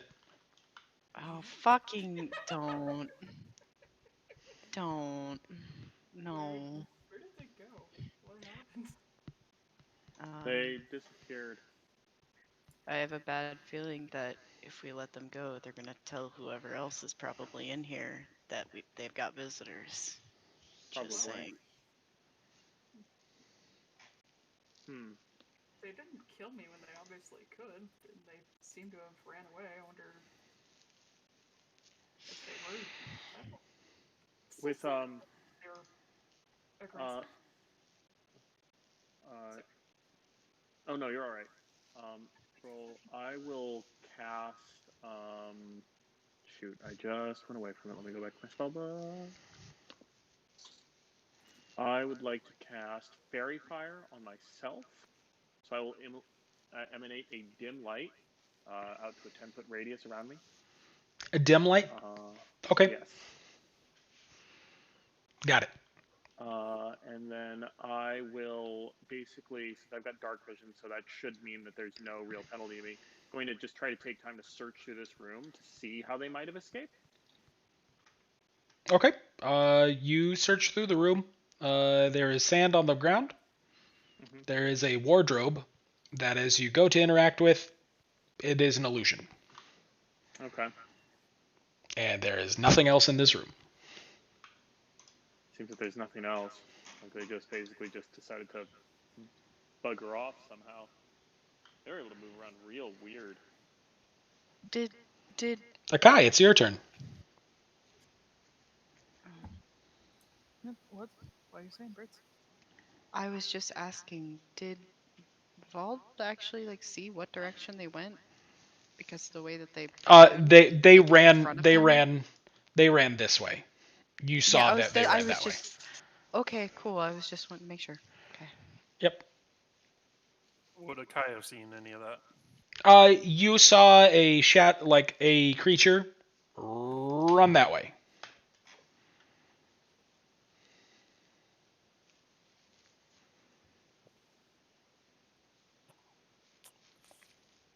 I'm gonna meander up to the doorway and then just kind of ask if we want to pursue whatever the hell those things were or leave.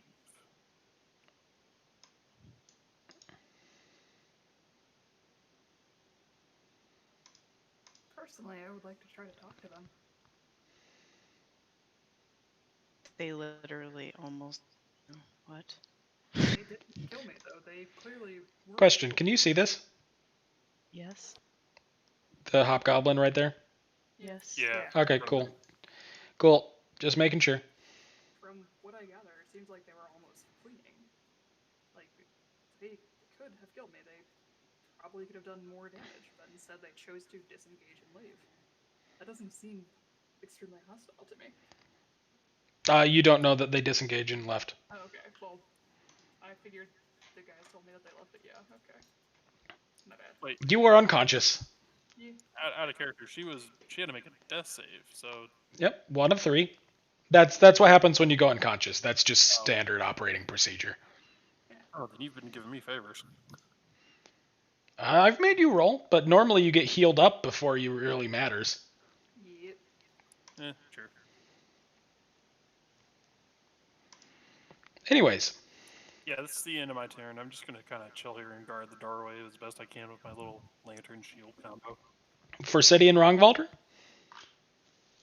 Say Vald really personally. Vald in character doesn't like the idea of leaving them alive after seeing them fucking beat the shit out of Jimothy and keep going. So he kind of grimaces at the idea of talking to them. But he'll just follow Kai a little bit here. Move him over here. And be like, I don't know if I could trust somebody that beats the shit out of you, but whatever. That's something that hasn't happened before. Okay, we are now officially out of combat. What does everybody want to do?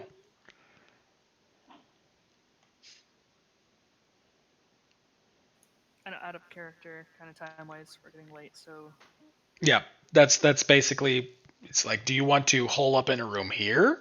Do you want to go up to the surface? I'm trying to figure out where you guys want to. Well, probably surface. Sorry. Probably better for us to go up to the surface, yeah. would we have a way to block the entrance back up?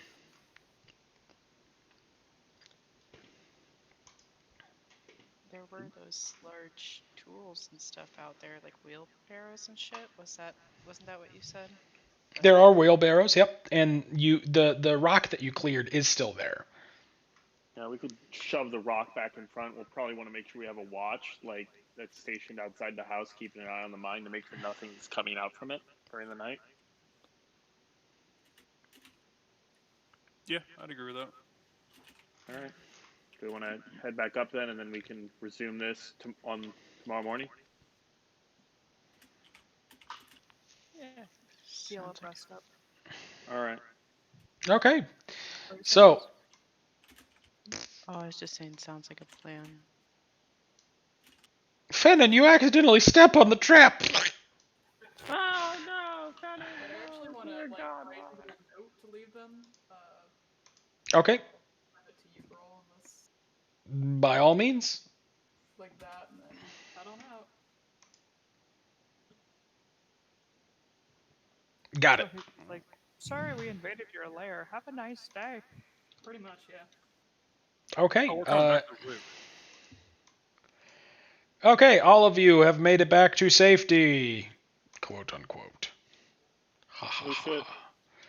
Oh no. And we will enforce players to current map. You are back in this space.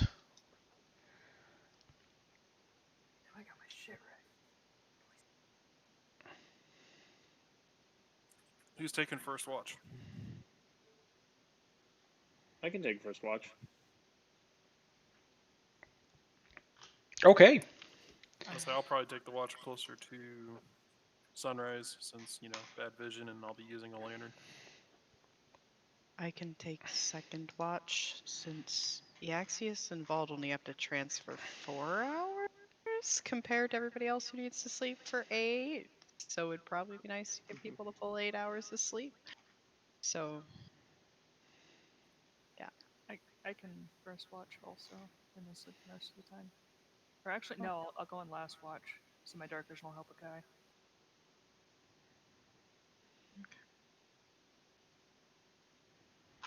Cool deal. Okay. Sounds great. Thank you very much for coming to lovely, Dungeon Delve, the game. We will carry on next week with a lovely additional time. This cabin has been very bad luck for Finnan. First he gets leave the cabin. first Oh, he now I gets gotta go impaled. heal. First he gets impaled with hair. Next time he gets beat up by ninjas. I mean, Surprise ninjas, hot damn. Cabin's cursed. cabin's Meanwhile, cursed. Ty's in this cabin.